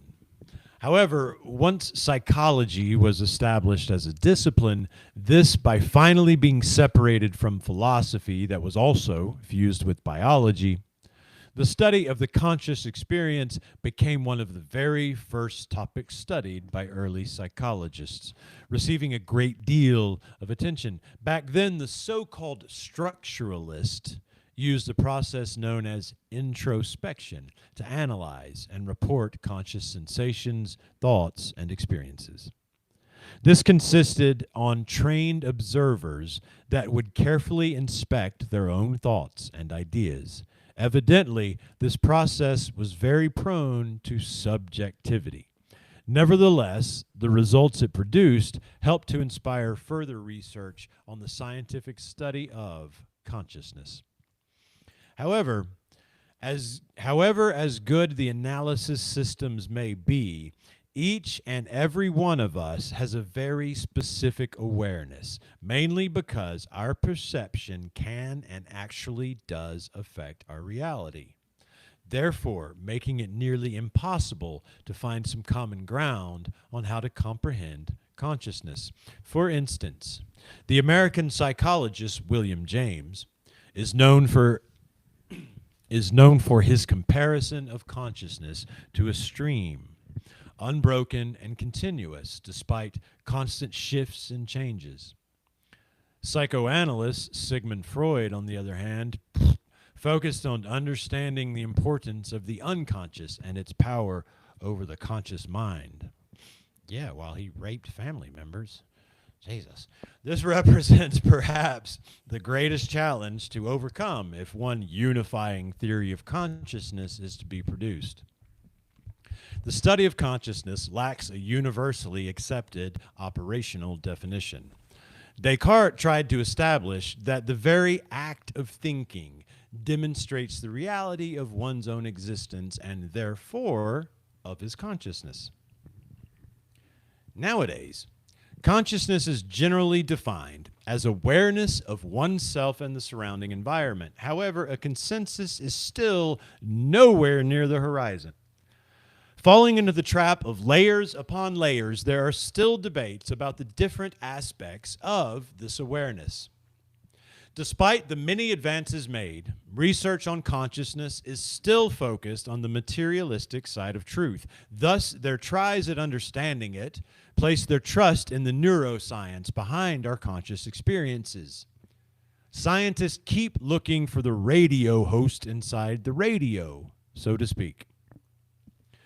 Numerous experiments are done with brain scanning monitoring technology to seek and identify specific neurons that might be linked to different conscious events. As we stand now, there are two major theories on consciousness: the integrated information theory and the global workspace theory. By their names alone, we can perceive the mechanistic perspective at work. Integrated information theory concentrates on the physical processes that are measurable during our conscious experiences. The higher the value, the higher level of consciousness. Basically, it tries to determine if something is conscious and to what degree. As for the global That's more or workspace, less what you were doing as with to intelligent. no, not I mean, not really. I mean, sort of, but not really. You know. But we'll break that down at the end. Let's plug on. We'll come back. As for the global workspace theory, it tries to understand consciousness by assuming that. See, now you've got me stuck. Concentrates on the physical processes. No, absolutely. I wasn't even talking about physical processes at all, man. Like. Yeah, but see, that's what I'm saying. I don't see intelligence as a materialistic thing. That's what I'm saying. That's what I'm saying. I don't see intelligence as a form or function of your brain. It's not. That's why, as you say, somebody who we call challenged can fucking still read people's minds and shit, right? It's not. That's not at all what I'm saying. Like, totally not.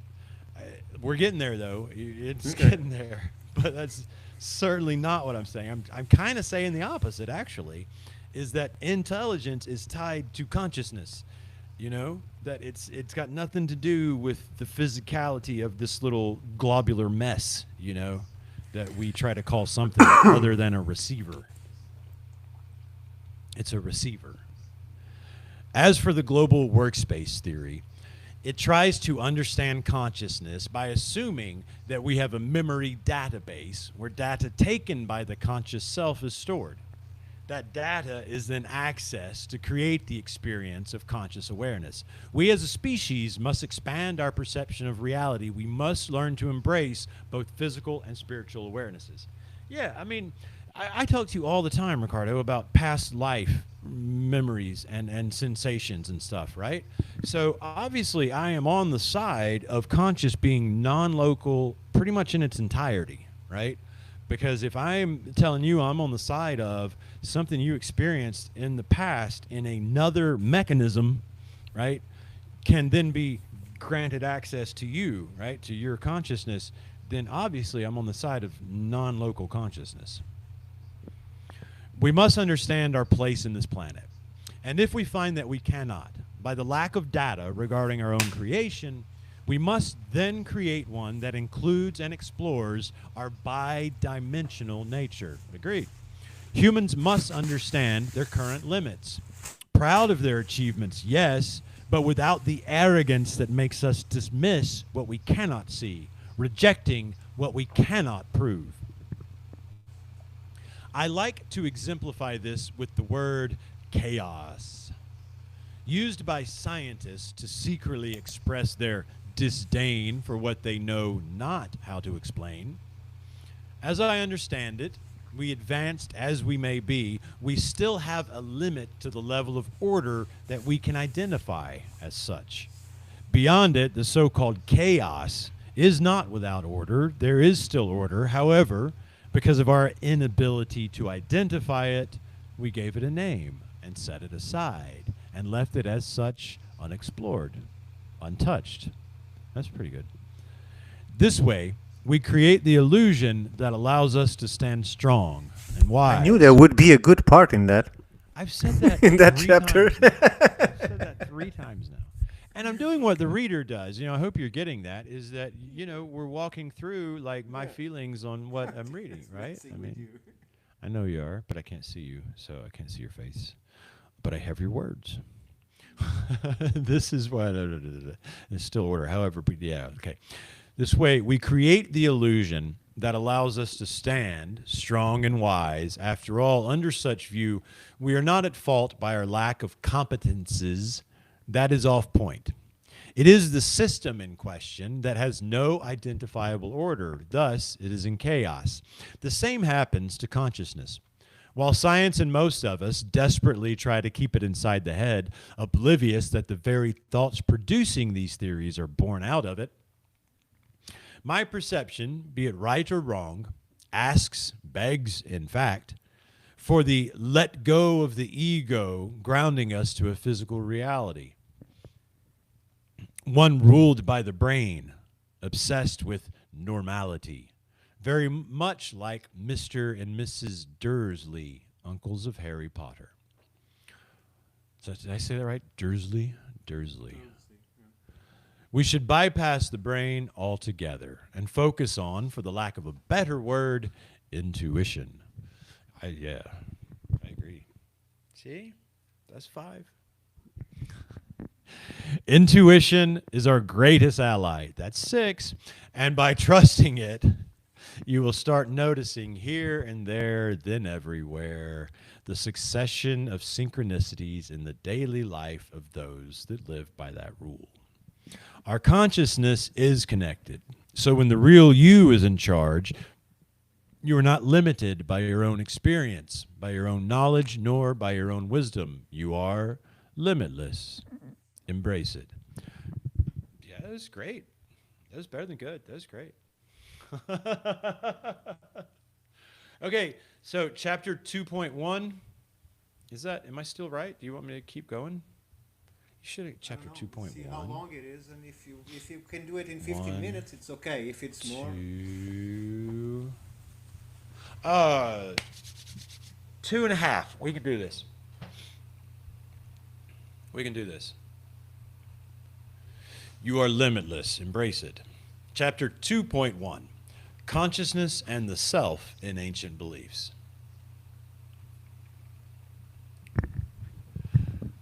From the dawn of human awareness, the question of self has captivated the imagination of cultures across the globe. What is it that defines the I? Is it the body, the mind, the soul, or a symphony of all three?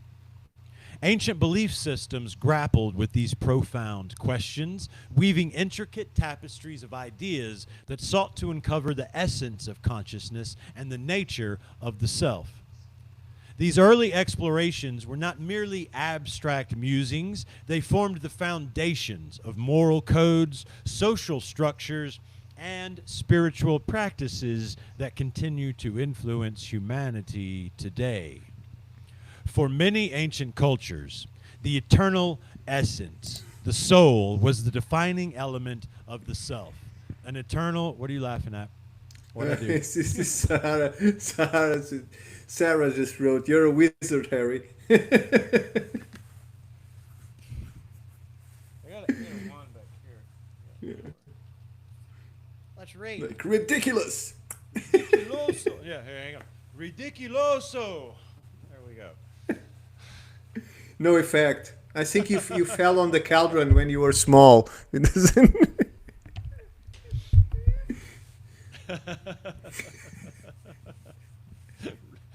That's what spell is Jason operating under? Ridiculoso. Ridiculous. What is it that defines the I? Is it the body? Oh, wait a minute. Ancient belief systems grappled with these profound questions, weaving intricate tapestries of ideas that sought to uncover the essence of consciousness and the nature of the self. These early explorations were not merely abstract musings. They formed the foundations of moral codes. We did this already. Here we go. For many ancient cultures, the eternal essence, the soul, was the defining element of the self, an eternal essence that transcended the physical body. In ancient Egypt, for instance, the self was understood as a composite of several spiritual components, each playing a distinct role. The Ka, Ka, represented the vital life force, while the Ba, Ba, was the unique personality or individuality of a person. Together, they interacted with the Ak, A-K-H, the transfigured spirit that existed in the afterlife. Death was not an end, but a transition, a journey through which these elements of the self continued to exist and to evolve. Similarly, in Hindu philosophy, the Atman was seen as the eternal soul, the true self that exists beyond the illusions of the material world. The Atman was intimately connected to Brahman, the universal consciousness. The journey of the self, then, was one of realization, to see through the veil of Maya, or illusion, and recognize its unity with the infinite. As for the perspectives about the mind and consciousness in the classical world, the ancient Greeks, too, wrestled with the nature of the self, particularly through their explorations of the mind. For them, consciousness was a dynamic interplay between the psyche, soul, and the nous, the intellect or the mind. Philosophers, such as Plato, envisioned the self as a duality, with the soul embodying the eternal and the body representing the transient. In his allegory of the chariot, Plato likened the soul to a charioteer guiding two horses, one representing noble desires and the other base instincts. The journey of the self was to achieve harmony between these two opposing forces through reason and self-mastery. Aristotle, in contrast, approached the self from a more empirical standpoint. He saw the soul not as a separate entity, but as the essence of a living being, intricately tied to the body. For Aristotle, the soul was an organizing... Hang on, there's a cell phone in the background. Okay. Aristotle, in contrast, approached the self from a more empirical standpoint. Is that right? Mm-hmm. Sorry, Jacob came in too. And cell phones, I need to put my other earplug in so I don't hear the conversations. Aristotle, in contrast, approached the self from a more empirical standpoint.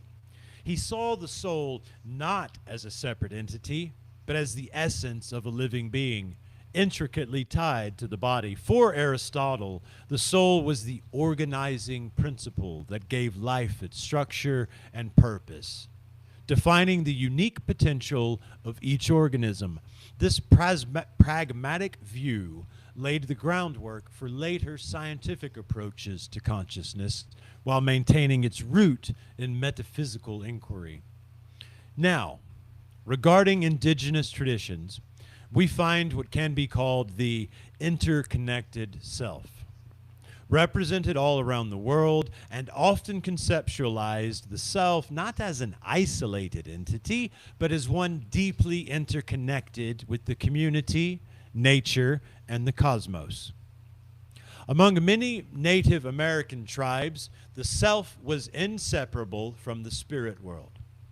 Consciousness was seen as a shared experience, a thread in the larger web of life. Dreams, visions, and rituals were ways to access this interconnected consciousness and to gain insights into one's purpose and place within the greater whole.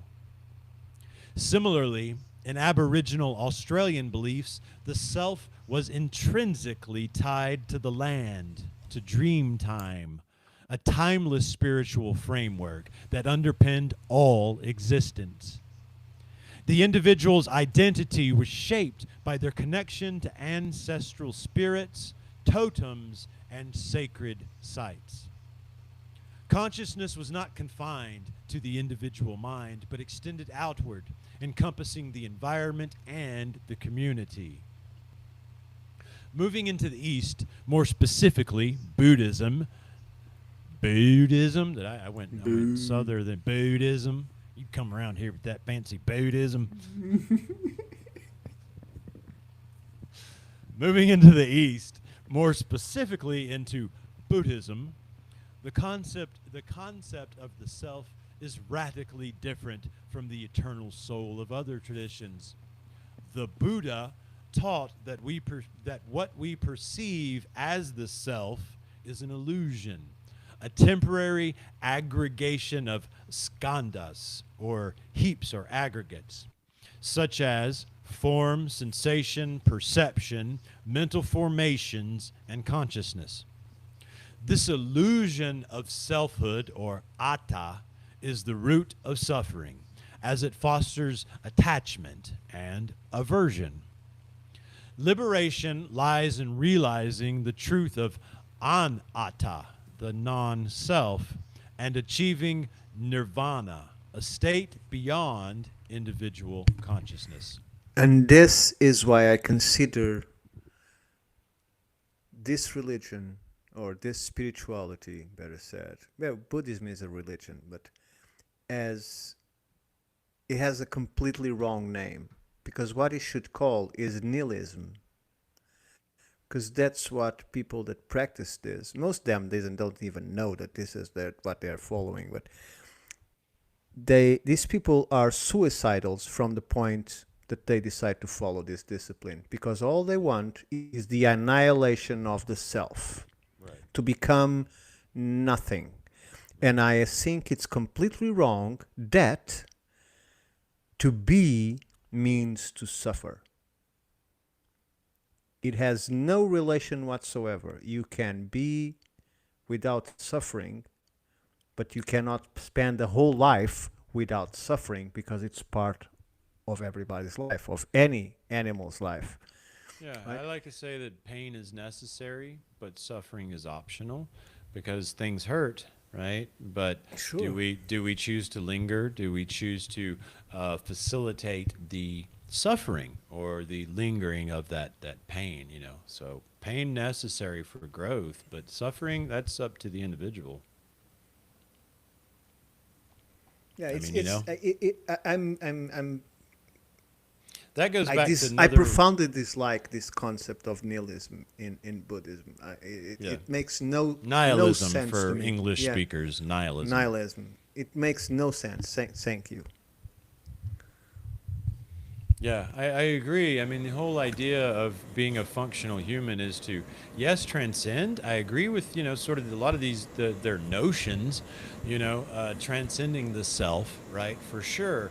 But the idea that you're supposed to basically sit around in a monastery until there's no more thing you recognize as you, and then maybe you'll get the power to stand on your feet for 50 years and your feet will swell like that one monk's trying to do right now. That doesn't advance humanity in any major No, at way. all, at all. It doesn't. What they I were wanted after is great. Learning to attain it is great.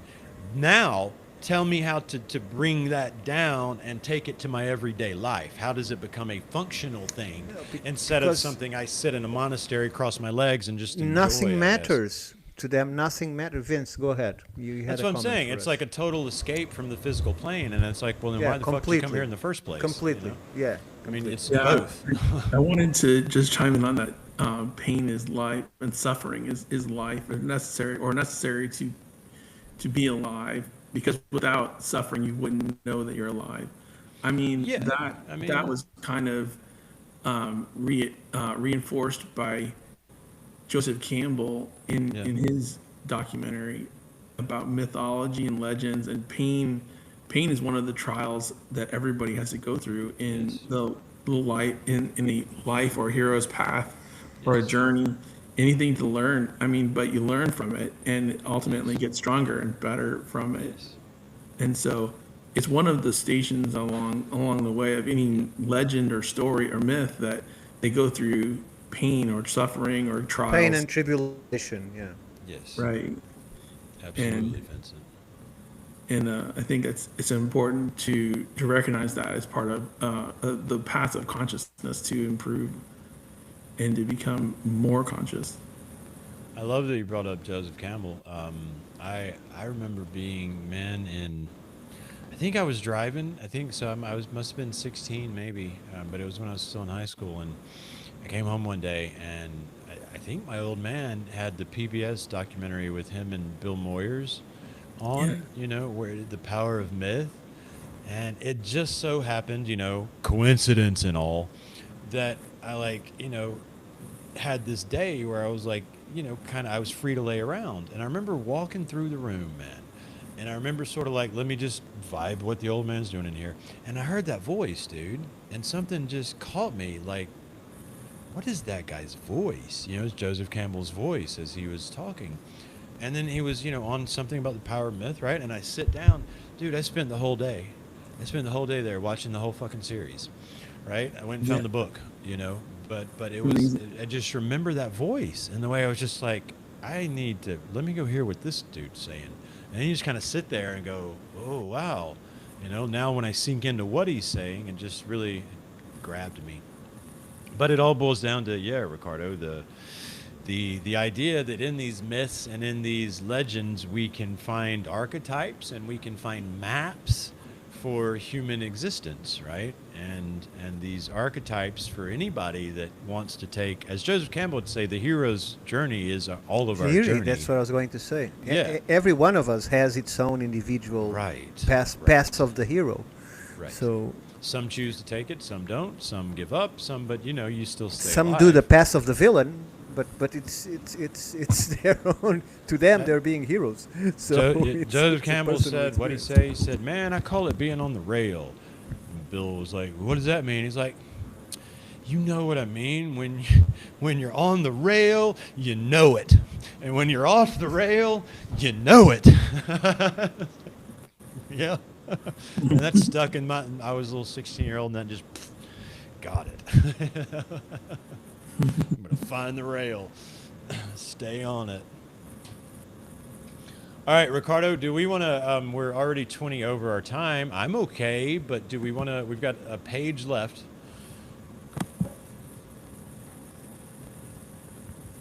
Do we want to close it out, or do we want to carry this on to the next time? You okay? Page? Okay, here we go.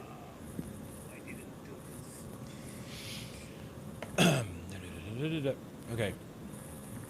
And we stopped right before a quote, and this one is attributed to Alan Watts. "The Tao is the way of the universe, the flow of life itself. To understand it, you must stop trying to grasp it.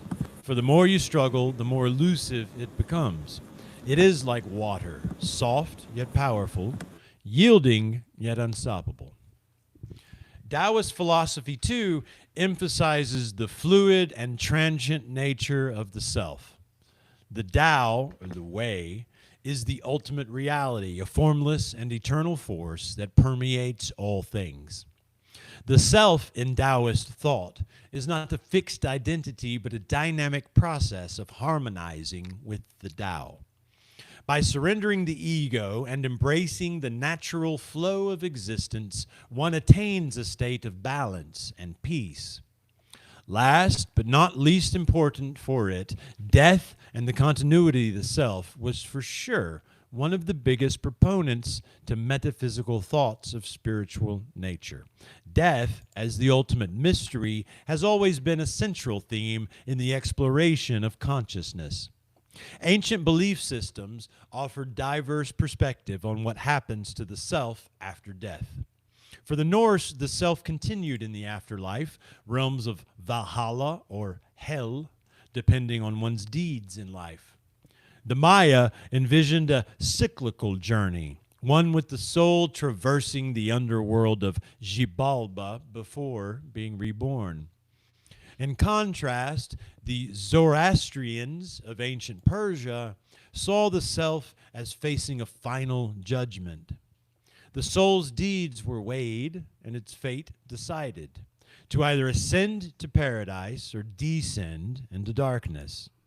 This dualistic view influenced later Abrahamic religions, heaven and hell, shaping enduring conceptions of the self and the afterlife. The enduring legacy of ancient beliefs ensured that the ancient world's diverse approaches to consciousness and the self continue to resonate in modern thought. While science has made significant strides in understanding the brain and its processes, the deeper mysteries of consciousness remain elusive. Ancient beliefs remind us that the self is not merely a biological construct, but a profound question that encompasses philosophy, spirituality, and the human experience. In seeking to understand the self, these traditions offer not just answers, but pathways for perceiving the world that enrich our understanding of existence, whether through the eternal soul, the interconnected spirit, or the dissolution of the ego, the exploration of consciousness in ancient beliefs reflects humanity's enduring quest to unravel the riddle of what it means to be.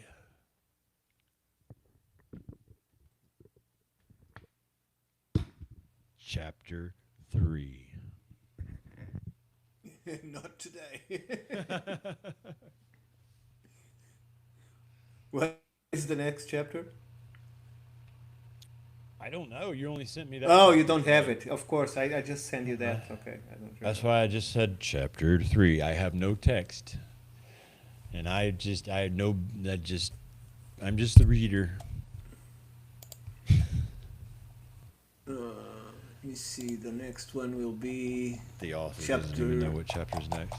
You haven't even looked back at this since you wrote it, have you? No, I didn't even edit it. That's why I have to be reading it now before I pass it to you, and it still has mistakes. So this I did this like 15 plus years ago. So I'm astounded that it's still more or less in tune with the times. Yeah, I think so. It definitely, there's some edits, but it's only due to, again, second language. I think is you speak so eloquently, and there's just a few places where I get a little confused as the reader as to. Again, it's like commas and tenses, and you use a lot of this when you mean these. Yeah, yeah. Which again is just silly, it's the way it sounds to you, so you use that word. You think it's, the right way, so it's totally understandable. All right. Did we miss anything in the chat? Nobody's still with us, why would they be? I'm just kidding. It's just a joke. Joke on myself, Vincent. I'm used to giving myself a hard time, and then when other people are here, I gotta go, but I didn't mean you guys. So the next chapter is animism versus materialism. Sweet. And we'll do that sometime this week. Yeah. Okay. All right. What's tomorrow? Tuesday?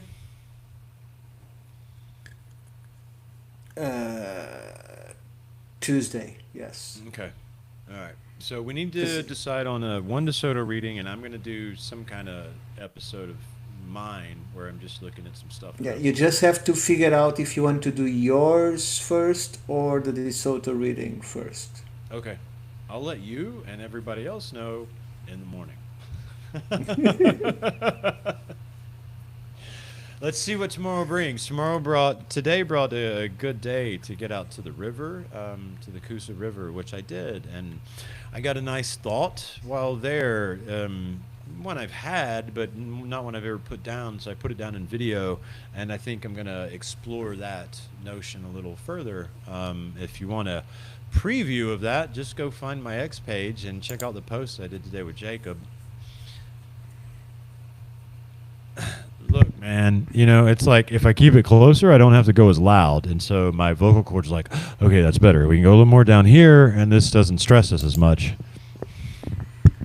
The ladies are reminding us that on Wednesday we have UU Crew. Oh, yeah, and we're doing that live. Okay, so what time Wednesday? Are we doing it live, or are you recording it?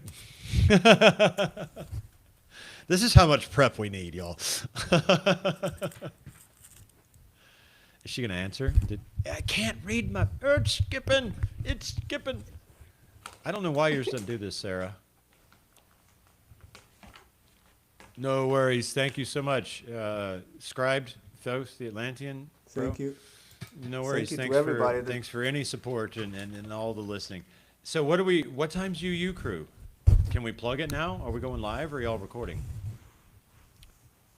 I think it's live, but the ladies would know. Well, I know. That's what I'm waiting on, and I'm sitting here looking at the chat, waiting on an answer. No, they have fallen asleep probably. No, they just both typed like 1 minute ago and said UU Crew on Wednesday.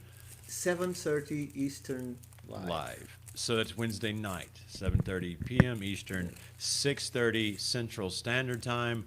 We will be going live. Sarah and Jacqueline have some sort of diabolical plan to put us on the spot, embarrass us. I think they're going to make Ricardo sing and me dance.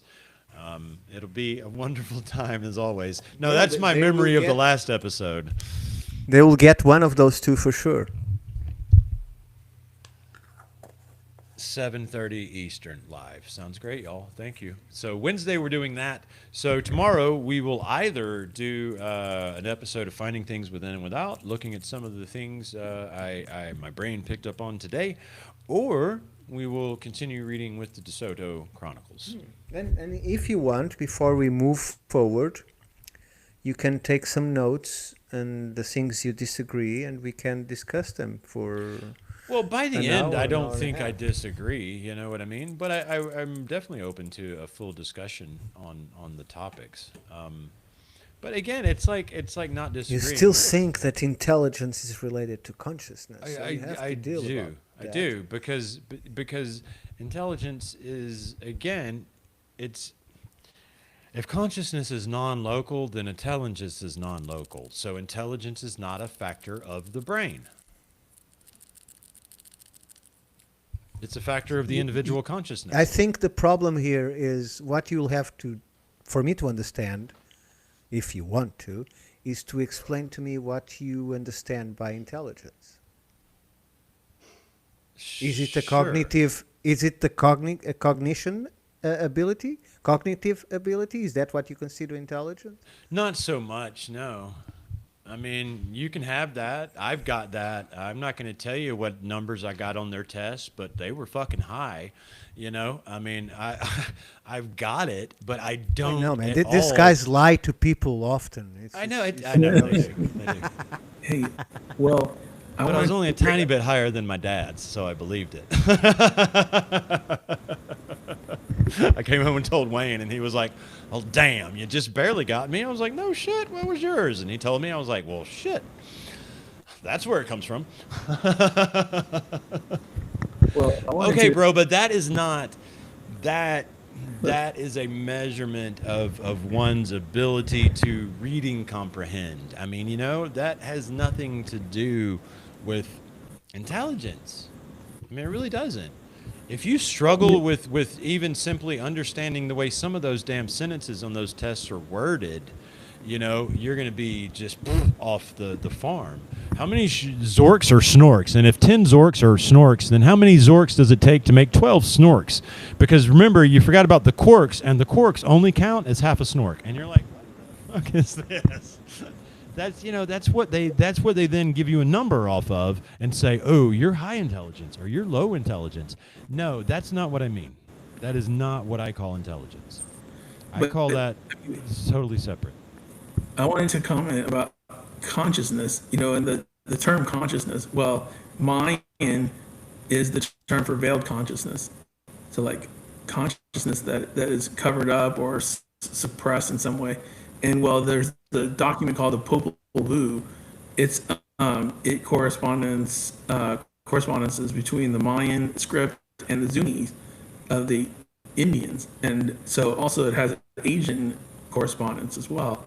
So this is an interesting connection to what we were talking about earlier with tantric or the India part of the world and this country. This is a major connection, the Popol Vuh. So I recommend checking that out as well. Thank you, Vince. Well, and after 2 hours and 30, I think we all need a little bit of rest, especially Jason. Thank you very much for I'm good, bro. putting your voice to the test. Yeah, that was great. Warming it up, man. Just warming it up, you know. I appreciate I thought about going live. Thank you, Vincent, for joining us beforehand to warm up the voice, but I was like, no, let's not do that. Yeah, why don't we? I'm sure this conversation could, you know, grow when we don't have 2.5 hours of reading and joking under our belts. Sure. So next time we might look at that, like starting with a conversation about this, and then proceed with section 3. Yeah, Okay, might be smaller. So we'll see. sounds good. Everyone Okay. that has been in the chat stayed with us until 2 hours and 33 minutes. We greatly appreciate every single one of you. If you too are an independent researcher, artist, activist, just a person out there who believes that you have information that you believe was important to the whole, or you've got your own notes and experiences with consciousness itself, and you think we're all up here sounding like dumbasses, then please come find us at the Institute of Natural Philosophy, because we would like to talk to you. See us Wednesday on Universe Unveiled. They have something planned for us. We'll be all there, 7:30 p.m. Eastern, live. Ricardo and I will see you doing something tomorrow. Thank you, everybody. Good night. Thank you. Good night. Bye, everyone. Very fond farewell. Our best future requires the truth of our past.